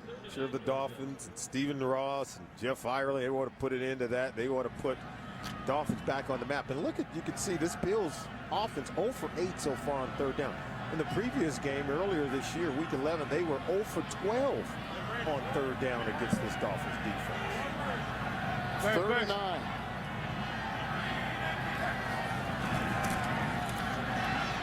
Fitzpatrick knocked away. More nice defense. That time, Jeremiah Bell lunged out and knocked that pass down. So Fitzpatrick will again face a chorus of boos back to the sideline. So they're now 0 for 9 on 3rd down. So in both games so far, going back to week 11, including today, the Buffalo Bills are 0 for 21 on third down plays against the Dolphins defense. This Miami defense has been fun to watch. Now, they're only playing the Bills, and that doesn't say a whole lot. Fun, but fun for everyone except Buffalo. Except for Ryan Fitzpatrick. Yeah, it's been tough with the 3 picks today, and 2 by Vontae Davis and Mormon. Uncluttered in front of him, will knock it to Best at the 21-yard line. They'll reverse and dance and get a block. They finally snare him as he's out near the 40-yard line. Leotis McKelvin among a couple to bring him down. 17-yard return, 47-yard punt. And last week, Warren Sapp made amends with Hines Ward. And Tim Tebow is mic'd up for more late game magic. Tune in this week to the show the pros watch, Inside the NFL. Wednesdays on Showtime. Can we talk about Tim Tebow just for 1 second? Sure, because everyone, if you gotta like Tim Tebow, and I think as an analyst, don't you kind of fear being on the wrong side of history as you just watch him win week in and week out? Sooner or later, you got to see enough evidence to say, wow, this guy knows how to win football. Well, there have been some pretty concrete statements made by the critics about Tebow. 1st and 10. Reggie Bush with 104 yards on the ground. Barnett and others there with the stop on a gain of 3. Drayton Florence digging his way in there too. Tough day for the quarterback of the Buffalo Bills, Ryan Fitzpatrick. Moore has thrown 2 touchdown passes for the Dolphins, who lead it 20-7.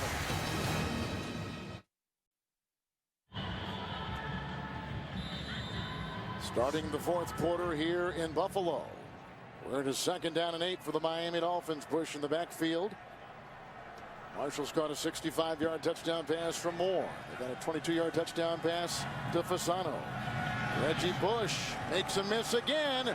Off to the races and hurdles Florence, who knocks him down. 14-yard gain and 120 on the ground for Bush today. He's finishing strong, but he started off very cold with a fumble that led to the Bills' first touchdown, but then he started to heat up. And he put on some video game type moves on George Wilson, exploding to the 2nd and 3rd level of the defense. And then this last play here, as he now has topped 100 yards rushing for the 3rd consecutive game. And you just got to be proud of the way this guy has really proven himself this year, Kevin. Here's Donald Thomas on 1st and 10. He cuts outside with a nice block given by Marshall. And then ushered out of bounds on the sideline by George Wilson. That's a gallop of 27 yards. You can almost feel now that the Bills are demoralized. You know, in the first game, Miami, who rolled all over Buffalo, said that they laid down. And Buffalo's got to catch themselves. They've lost 6 straight games coming into today. And finding motivation has got to be tough. Yeah, bad tackling, I think, on the back end for this Buffalo Bills defense. Not something you normally see. And if you're Miami, you want to be able to finish this one off. Chan Gailey's just looking to get something out of his defense. 1st and 10, Thomas. Right in the middle there, and among the many to make the stop, George Wilson on a gain of 2, and he works his way to the 15-yard line of the Dolphins, of the Buffalo Bills. The Miami Dolphins have blown a 4th quarter lead in 4 games this year. And you can tell, what did Reggie Bush tell us? We want to play in the spirit of Tony Sperano, and that spirit was to just keep fighting, keep clawing. And Todd Bowles thanked Tony Sperano for what he's done for his career. And Todd Bowles has come up on some really impressive coaches. He has. Talking about a coaching tree and having learned from some of the right guys. Bush is back in, 2nd down and 8. Another good size hold. Kerry blocking downfield. Brought down on the play by Kellen Hurd, all 345 pounds of him. There's a gain of 6 for Bush, who ties a career high on the ground, 126 yards and 23 carries. And what did Todd Bowles tell us? He learned strategy and how to read formations from Richie Pettibone, who he played for in Washington. Emmett Thomas, the Hall of Fame defensive back. He learned fundamentals and film study, learned technique from Ray Rhodes, but more importantly for Bill Parcells, talked about the administrative skills and life lessons and learning how to coach the coaches from a guy like Bill Parcells. And I think Parcells, and we all know about him, but when you have guys like Todd Bowles follow you, good things happen. Dolphins take a timeout. You're watching the NFL on CBS. Dolphins took over on a punt. They've had some great runs. One by Bush, a 27-yard run by Donald Thomas. Finding their way now down to the 9-yard line. of the Buffalo Bills, where it is 3rd down and 2 after Miami just burned their first time out. Daniel Thomas. He is out now, and in is the running back, Reggie Bush. First hand time hit by Wilson.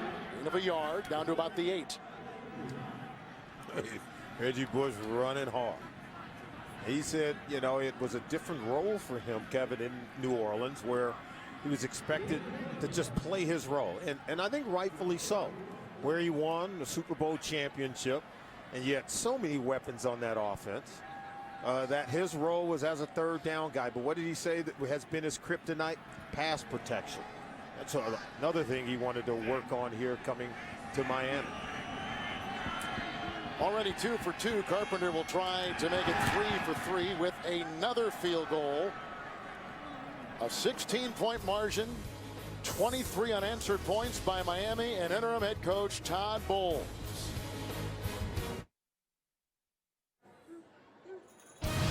The NFL on CBS is sponsored by Geico, where 15 minutes could save you 15% or more on car insurance. Walmart. Save money, live better. Walmart. And by the Droid Razor. Thin is no longer frail, only at Verizon. That's a great shot. 11:46 to play here in the 4th quarter. Well, if you take the combined rushing totals of Daniel Thomas and Reggie Bush, 163 yards between the two. All a part of Miami's showing today. Rodgers goes to a knee, touchback to the 20-yard line. Fitzpatrick, who has thrown 3 interceptions, will be out there for the Buffalo Bills. As you take a look at some of the numbers in that Kansas City Green Bay score, is a little interesting at Arrowhead with under 9 to play in the 4th quarter. Certainly bears watching. Wow, yeah, is all you can say. And the New Orleans Saints, with a win over Minnesota, can put some pressure on the San Francisco 49ers for their game, their matchup with Pittsburgh tomorrow night. And remember, Dallas winning last night, the Redskins beating the Giants, who come in 7-6. That's going to fit a little bit with that NFC East. Fitzpatrick remains, 1st down and 10 yards to go from the 20-yard line. Spiller back there with him. He had a 24-yard touchdown run on their 3rd possession. And this goes to Nelson, who on that play will pick up 8 yards. Out to about the 27-yard line. Coming up next, it's Tebow time when the Broncos take on the Patriots, or Mark Sanchez and the Jets battle Mike Vick and the Eagles, while the Browns play the Cardinals. Check local listings for the game in your area. 2nd down and 2. And the ball is at the 28. B24.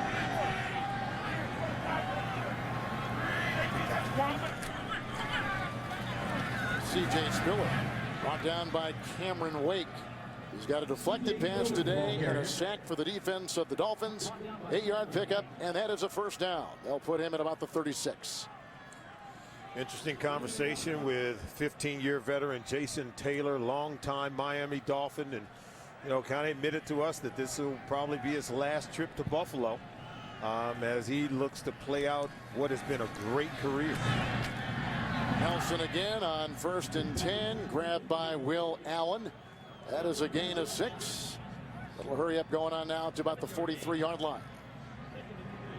Jason Taylor, 3 sacks shy of moving into top 5 all time, where he can pass Michael Strahan. He said, it'd be kind of nice to move past Strahan, so when they're retired and talking on the golf course, he can say, hey, he accomplished that. And he said his biggest regret is not delivering a Super Bowl championship to the people in South Florida and for all the Miami Dolphins fans. Put him at the 42, 2nd down and 4. Fitzpatrick. He's by McDaniel. Gets the ball off to Stevie Johnson. He got a block from Spiller. Nolan Carroll finally grabs him and brings him down. 20-yard catch and run for Stevie Johnson. Looks like that field goal is really important, because now if you're Buffalo, you need more than 2 scores to tie it up. You need 3. And with plenty of time on the clock, you can see Fitzgerald getting it over to Stevie Johnson. This team is not giving up. Fitzpatrick today, 15 of 27, 3 interceptions. Spiller. And McDaniel is there. That is a pickup of 5 on the play by C.J. Spiller. Jason Taylor. Pretty good company with those guys above him. Goldman and Strahan, Green, White, of course. The former Buffalo Bill, Bruce Smith, the retired Bruce Smith. He even thanked Tony Sperano for bringing him back home where he had played for the Jets a year ago. And he says it's where his foundation is, his business is, where his family is. Miami's home. Brett Smith on 2nd down and 5. He was hit on that play. Allen was there. Gain of 8. Also, Burnett gets off the pile. They'll put him at the 25.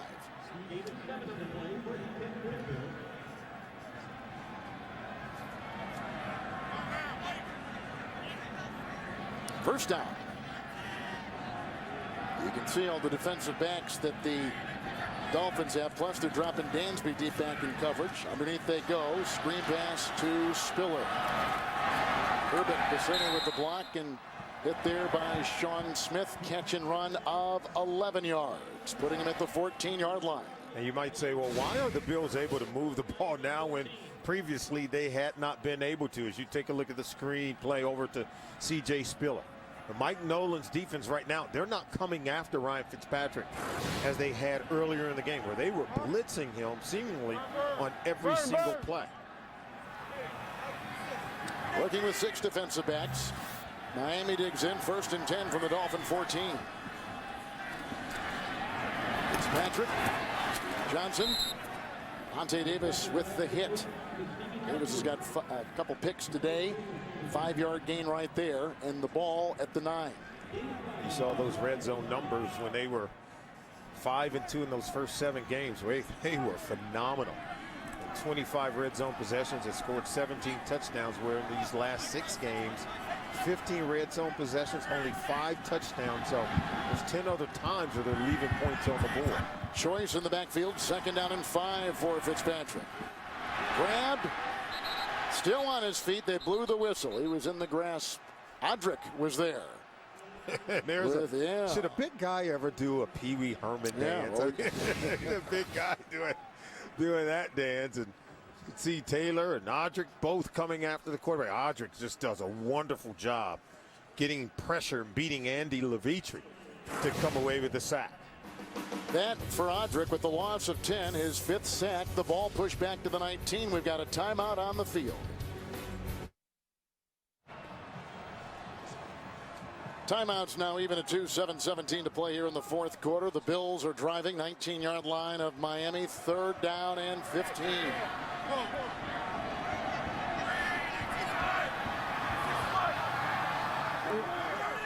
Buffalo 0 of 9 on 3rd down tries today. Hands caught. Spiller corkscrews to the 4. And a gain of 14, very close to a 1st down. Well, if they could convert this one, that means they would have snapped a streak of 24 consecutive 3rd down opportunities squandered against this Miami Dolphins defense.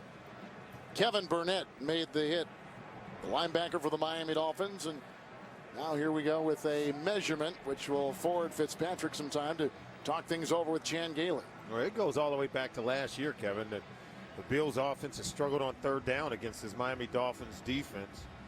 We're on the last 24 times and now make it 25 in a row. But they've not been able to convert on 3rd down. I think that's just an amazing number, because in the National Football League, 3rd down is a big down. And if you can't convert those 3rd downs, it's going to be tough to win. They faced 3rd and 10 today 5 times. Now 4th and 1 at Miami's 4.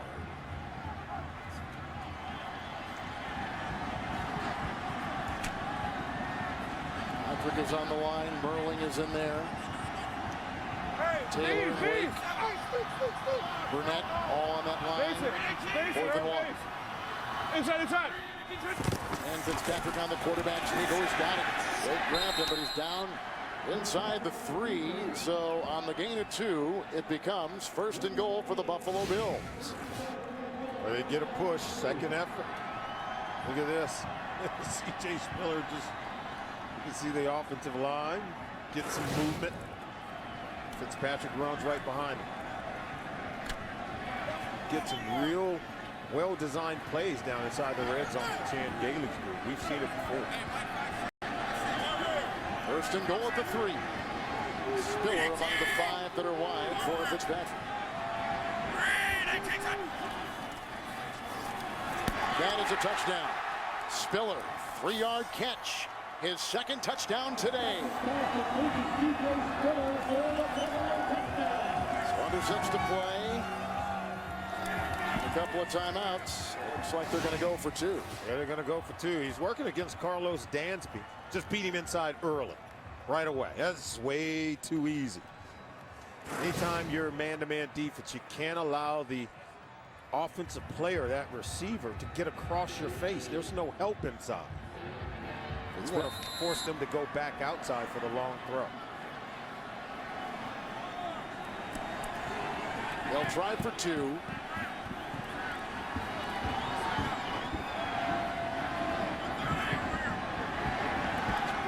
Smith in motion. Patrick. Coverage by Miami.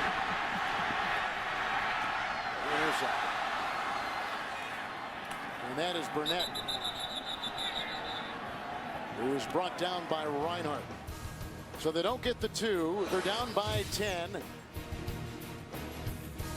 And we take a break with 5:54 to play as Spiller gets the touchdown reception. The NFL on CBS is sponsored by Jared, the Galleria of Jewelry, with 5 times the selection of ordinary jewelry stores. And by Subway Restaurants. Give a $25 Subway card today.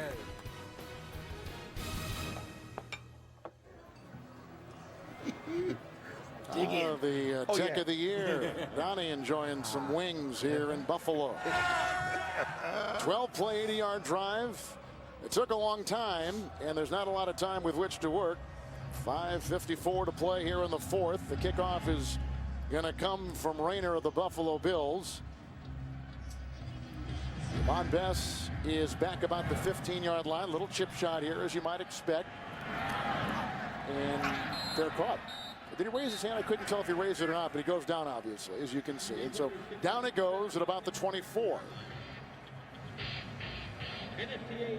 And a second off the clock. And you can see the Dolphins have had trouble with some 4th quarter leads this season. And that is Kyle Orton started today for Kansas City at Arrowhead Stadium, and Romeo Crennel taking over for the just fired Todd Haley. And I guess we should have known something, because it's never been easy to go into Arrowhead Stadium and win a ball game. I don't care who you are. Certainly that one's set up very well with him starting Kyle Orton and giving him an opportunity to run the Chiefs off. Clay is the fullback, and Reggie Bush with a big hole, hurdling a defender, and there he goes! And the dagger for the Miami Dolphins. Reggie Bush streaking 76 yards. Oh, wow. Now, before everyone starts to kill Reggie Bush for the excessive celebration, the penalty flag wasn't on him. It was in the reverse react once his teammate did the same thing he did by sliding in the end zone. Great blocking up front. Look at Richie Incognito, yes, sir, with a break, and then forcing Jarius Byrd to miss on the back end. Reggie Bush. It's the kind of running we saw. Play is a score. After the score, unsportsmanlike conduct. On the offense, excessive celebration, number 22, who went to the ground. That penalty will be enforced on the ensuing kickoff. I stand correct, because you're right. He did go to the ground, so initially he's caused there for the slide. Well, what about when Devin Hester returns a punt and he does a couple of somersaults into the end zone? That's going to the ground, and we've seen that not called. There's no doubt. Well, that's what I'm saying. Good point. Good point. Here's Carpenter trying for the extra point. Pull down the high snap, and the Dolphins at 5:41 to play here in the second half. 30-13. Over 200 rushing yards for Bush today. To New York and James Brown. Kevin, sliding your way next. Appointment television, the Patriots and the Broncos. Yeah, talking about contrast of styles. Tom Brady wants to get this game fast. At times it seems effortless. It's pretty. Win it early. And then with Tim Tebow, let's slow it down. Methodical. Ugly at times. And let's get it to Tebow time and find a way to win. Brady versus Tebow. Many of you will see that next. Kevin, I like the slide. Anyway, back to Kevin and Solly. We like the slide, too. Last time the Dolphins saw Tim Tebow, it was down in South Florida, and Tebow rallied them from a 15-0 deficit with about 4 minutes left in the game. Wow, and scored 18 unanswered in overtime to win it. And that was the beginning of this 7-1 rampage by Tebow as the starting quarterback for the Denver Broncos. He is very close to 1,000. They're happy for him, too. He's a delightful kid. He loves South Florida. He would love to stay there. But like you had mentioned earlier, he gave Tony Sparano a lot of credit for believing that he could be an every down back for this team. He came in needing, 230 yards to hit the 1,000-yard mark. He's got 203 right now. Just incredible. You can see in the 57 offensive plays, they've reeled off a lot of big ones here today. Brian Daboll, the offense coordinator, I think everyone's really proud of Reggie Bush. We said it at the beginning of the game, Kevin, the way he runs, I think that determination has spread throughout the rest of the team. So after the 76-yard touchdown run by Bush, 76 yards, the ensuing kickoff, and Justin Rogers was caught and brought down after a 21-yard return by Marvin Mitchell.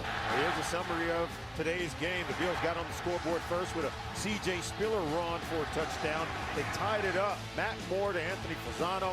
Touchdown strike, and then the missed field goal there by the Buffalo Bills before halftime. And then Reggie Bush, 56 yards, setting sail for over 200 yards rushing on the day. Reggie Bush has been phenomenal. Matt Moore's played well. This team has played well in the absence of their head coach, Tony Sparano. And I think if you're Todd Bowles, you got to be pleased with how his team has traveled here to Buffalo and played today. First down and 10 from the 33-yard line for Fitzpatrick with 3 interceptions thrown today. And it's reeled in by the running back after a gain of 3, Brad Smith. Ante Davis was there.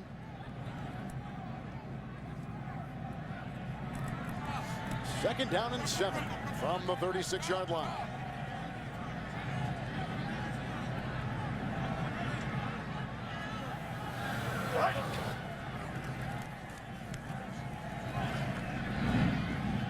Flag, as you can see, thrown. Hagan makes the catch. Allen throws him to the ground. 11-yard catch as it stands right now. So the Dolphins putting on a performance in the wake of their head coach, Tony Sparano, being fired prior on Monday. to the pass being thrown. Holding. Defense, number 24. Penalties decline. Result of the play. First and 10. There was a real genuine well, they like this guy, but they really like Tony Sparano. To a man, we talked to the Dolphins last night, and they really had great respect for him as a coach and as a person. Yeah, I think Reggie Bush put it best, and he said, hey, he was a fine coach, but an even better person. They all loved playing for him, and they know that. They played hard, even though they were 0-7, gotten off to such a bad start. They said Tony Sparano wouldn't allow them to feel sorry for themselves. He told the team, when we get out of our way, we'll become a good football team. First down and 10. And that is grabbed by Nelson, who's only a part-time starter down at the University of Florida. He makes another grab. It's a 21-yard catch and a first down. Nelson's one of these players working in the slot. He's become a real good one. Fitzpatrick, I don't know how he completed that ball with defenders draped all over him. He was hit. Ball came out wobbly, and Nelson still able to haul it in. Culver makes the stop defensively for the Dolphins. So 11 consecutive completions for the quarterback, Ryan Fitzpatrick. On the 33 of Miami, first and 10. Dansby on the blitz and looking down the side and going for Hagan. Covered on the play by Will Allen. In that previous possession, we said that Mike Nolan called off the dogs, but not now. They're still coming. Look at Dansby comes free and clean, teeing off on Ryan Fitzpatrick from that blitzing linebacker position. 2nd down and 10.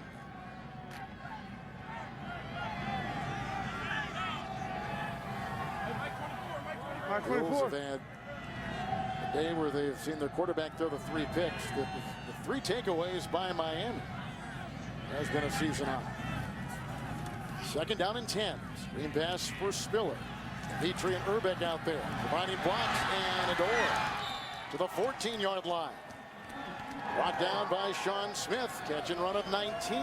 Clock is stopped at 3:45. Well, this screenplay has hurt them earlier, even on the previous drive, where the Bills had scored a touchdown in the same quarter. And now they come back and run it again to the same exact side to C.J. Spiller for a big game. Spiller today has caught 7 passes for 62 yards, including a touchdown moments ago. He's carried 12 times for 91 yards. He's been a very effective offensive player for the Buffalo Bills. 1st and 10. And Fitzpatrick will throw to Ruvel Martin, who picks up 9 on the play. Martin with this team cut and then taken back in after injuries. Hit the receiving corps. After having some injuries, they brought him back in, and it's been rather productive for him. They have several guys they can go to, but Stevie Johnson is still their best wide receiver. Nolan Carroll had the tackle there. It's 2nd down and 1.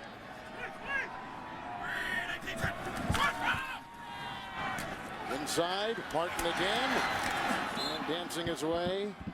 And Jason Taylor with the tackle near the 1, gain of 3. And that should be a 1st down. It is. At the 2, where they'll put it.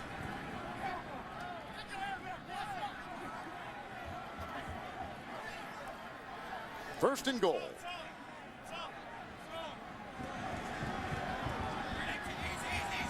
All passes on this drive on the 7 previous plays. They're eating precious time right now. They need to get this thing off and play with more urgency. 1st and goal at the 2. Here comes Dansby. There goes the pass, and that is a touchdown. That is a touchdown, and it's caught by Derek Hagan. A 2-yard touchdown pass by Fitzpatrick, who has now thrown 2 touchdown passes and the 3 interceptions. Jason Taylor telling them to look at the big screen. Let's see if he crossed the plane. Did he come down in bounds? There he is. Yep, he caught it and came down on the other side of the white line. Good throw, good catch. Right there. He was with the Dolphins from 06 to 08 with Derek Hagan. He's now in his 6th season. Out of Arizona State. Here is the extra point try by Dave Rayner. He missed an earlier field goal of 26. And he'll try to tack on another point, which he does, making it a 10-point game with 2:27 to play, and each team with 2 timeouts remaining in the head coaching debut of Todd Bowles. Christmas Day, the NFL Holiday Spectacular, and the magic of NFL films puts you in the spirit with the all-time most memorable holiday moments. Plus, experience the historical journey of African Americans in pro football on 3rd and Long. Those are that smoke there in the left part of your screen. That is, they just shot off some fireworks or something. But it could be, you know, some of the fog that's beginning to kind of settle into the stadium here with the snow continue to fall off and on all afternoon long. Dolphins, who began this season 0-7, then they went 4-1. They lost last week to Philadelphia 26-10. But they come in having won 4-6, and they are hovering over another win right here. But there's still a lot of time left, 2:27 to play. See what Dave Rayner and the Buffalo Bills and their special teams coach Bruce DeHaven have up their sleeve here. I would expect an onside kick. Got to get the ball back immediately. Down by 10, needing 2 scores.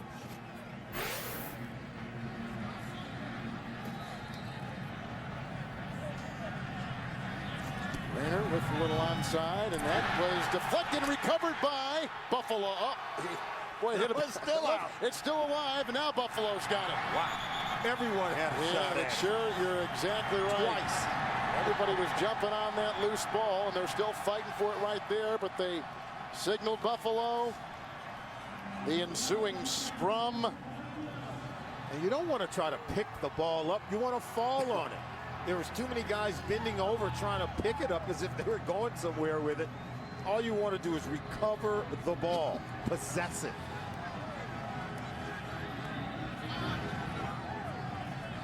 You can see him digging for it. And coming up with it, George Wilson, who's a former college wide receiver. Wilson comes up with the ball for Buffalo. I think about 5 or 6 guys had a shot. There was one for the Dolphins. That was Fasano. There's 2 right there. 3, guy kicked it. There was 4 tried to pick it up. That's 5, 6, and 7 at the bottom of the pile. And then maybe the 8th guy is George Wilson finally falling on it. Look at this. Now, why would you try to pick it up here? Right there. That's Shepard. He's a rookie, so I guess we have to forgive him. But Wilson, the veteran, smartly falls on it. This game has suddenly gotten a lot more interesting here at the 45. First and 10 for Fitzpatrick. Yeah, Dolphins aren't getting lined up. And now they're bringing some guys on that line. The blitz, Fitzpatrick knocked away. Jason Taylor swats it away. Second down and 10. We said on the previous possession they had kind of called off the dogs a little bit. Now look at everyone in the gap. They're bringing everyone, trying to get someone free to the quarterback. Here you see Jason Taylor nearly had himself an interception. Second down and 10. Buffalo has 2 timeouts, and the Dolphins have 2 timeouts.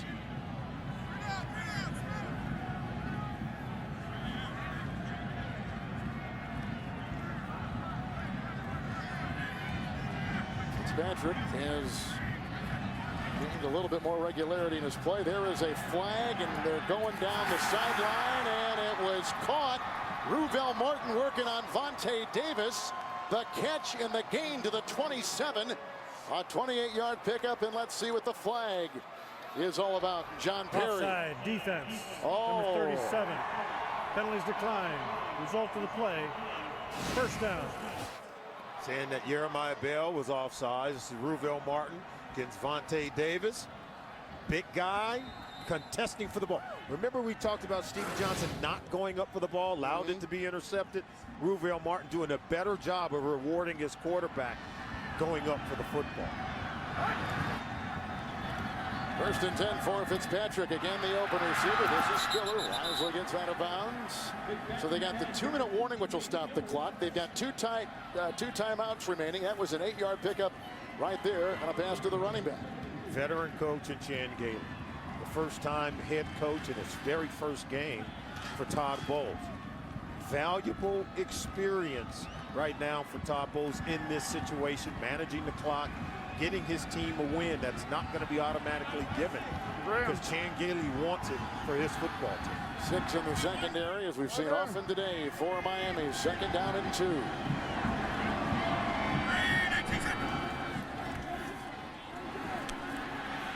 time again. And we'll go ahead first down for a gain of 5 to about the 13-yard line. We've reached the 2-minute warning with the Bills on the move and down by 10.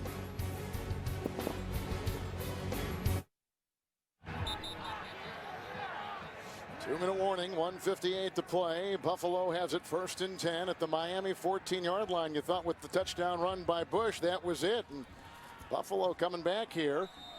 And that has kind of been their motto, especially early in the season with all the fourth quarter times they've rallied to come back. 2 fourth-quarter comebacks led by the quarterback Ryan Fitzpatrick this season. Miami's had trouble in the fourth quarter themselves. First and 10 from the 14.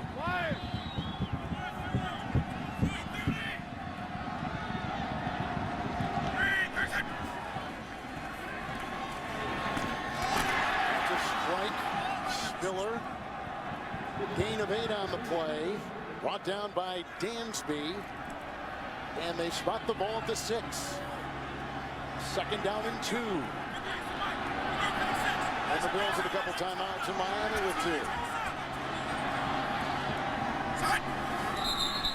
No snap. Urbeck was sending it back, and false start. False start. Number 60. 5-yard penalty. Second down.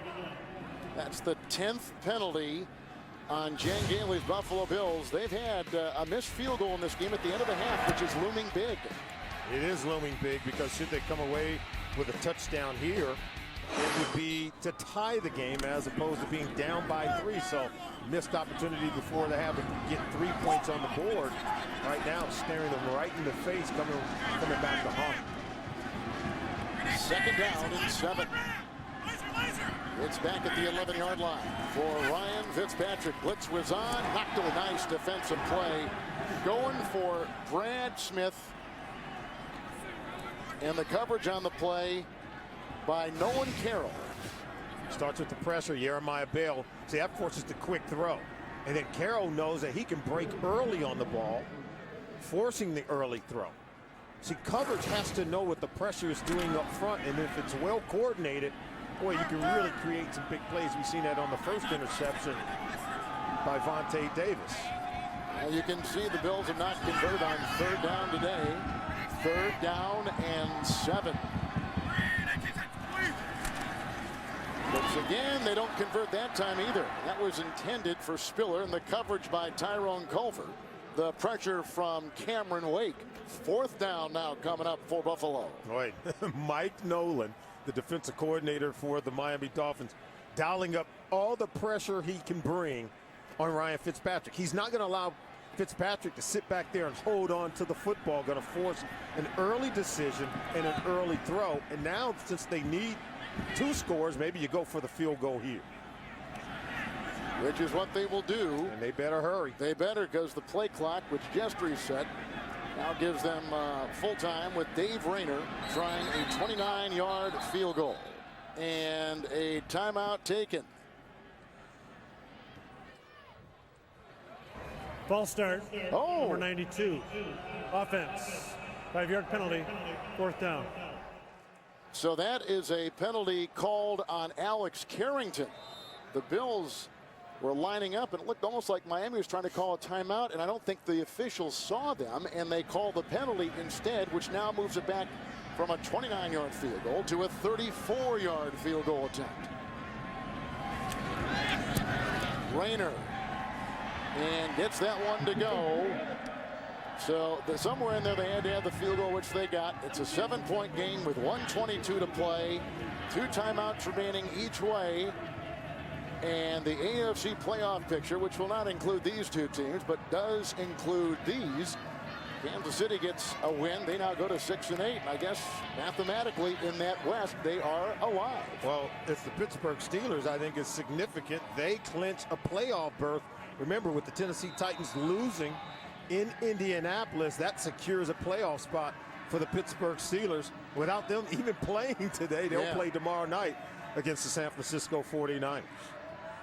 Jets at 8-5, and you can see the other teams that are still alive. Oakland's got a pretty important game coming up, obviously. So I'm expecting here the Buffalo Bills will try another onside kick.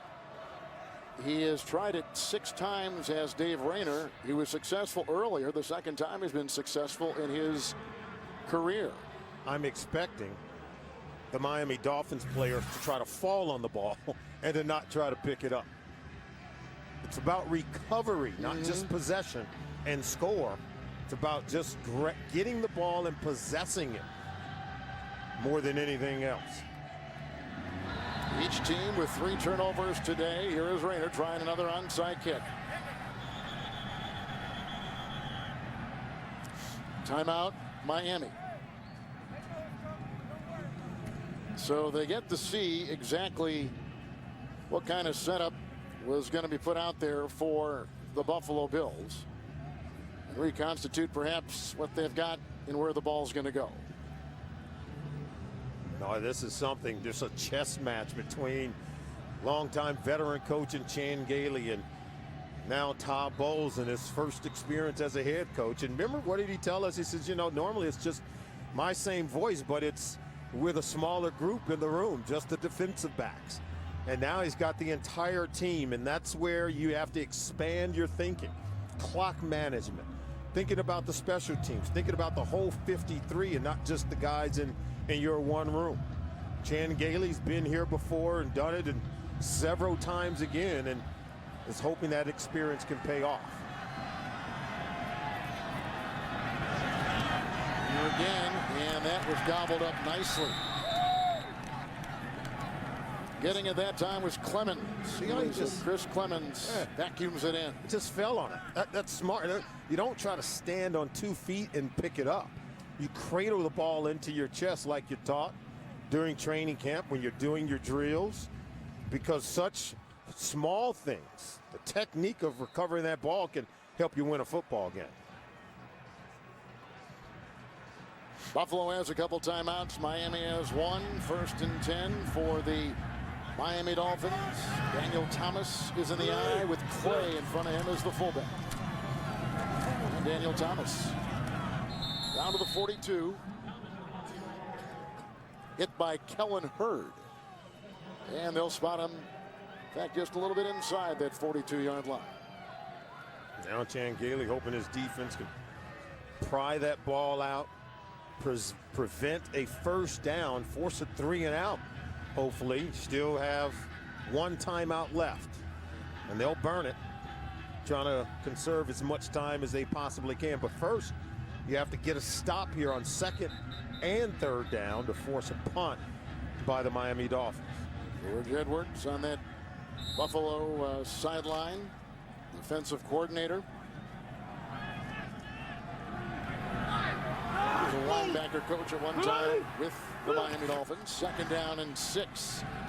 And again, they give it to Daniel Thomas. So they get another stop, and they'll use that final timeout to stop the clock. Gain of 2. Dwan Edwards lifting himself off of Thomas to the 40-yard line. So Buffalo is out of timeouts. Dolphins with 1:11 to play. 3rd and 4 coming up for Miami.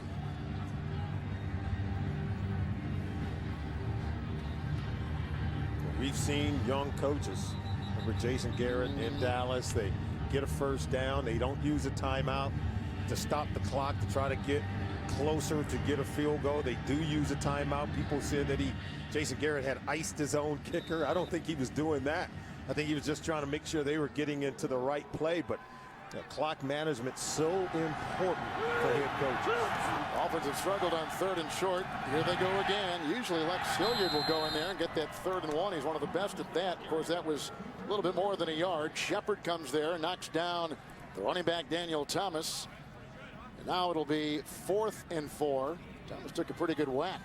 Yeah, and it was George Edwards who blitzed on the run play. They literally just blitzed the run, hoping to get a hit on the ball carrier in the backfield, stuff them. It's going to work in their favor. So it's going to be about 27 seconds or so when that clock will be stopped. Let's see as they go down now to 3 and 2 on the 4th and 4. And 27 seconds with 1 second left on the play clock. And a Miami timeout. That is their last timeout of the game.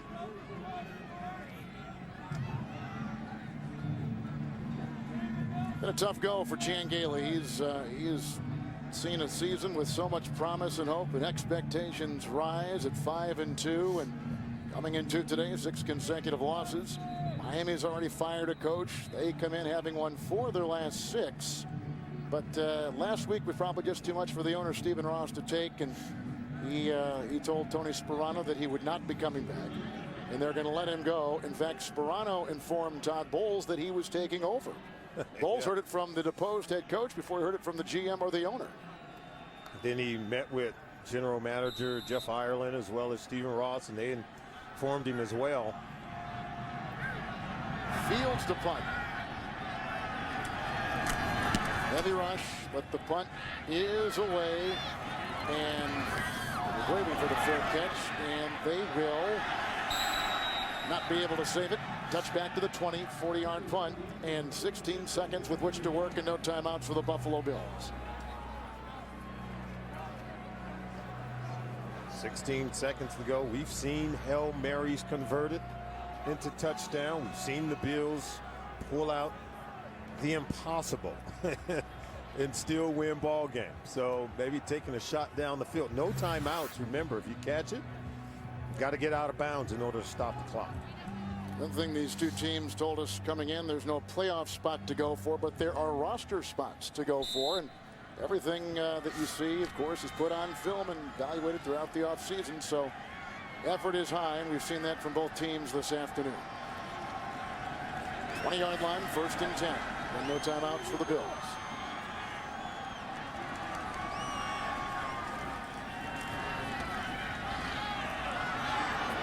Brad Smith, he'll throw the other way. He has it for Fitzpatrick, who loses the ball. It was thrown backwards, so that is a live ball. Spiller gets the ball and brought down by Wake. 2 seconds remaining, and that is the ball game. Miami wins, 203 yards rushing for Bush.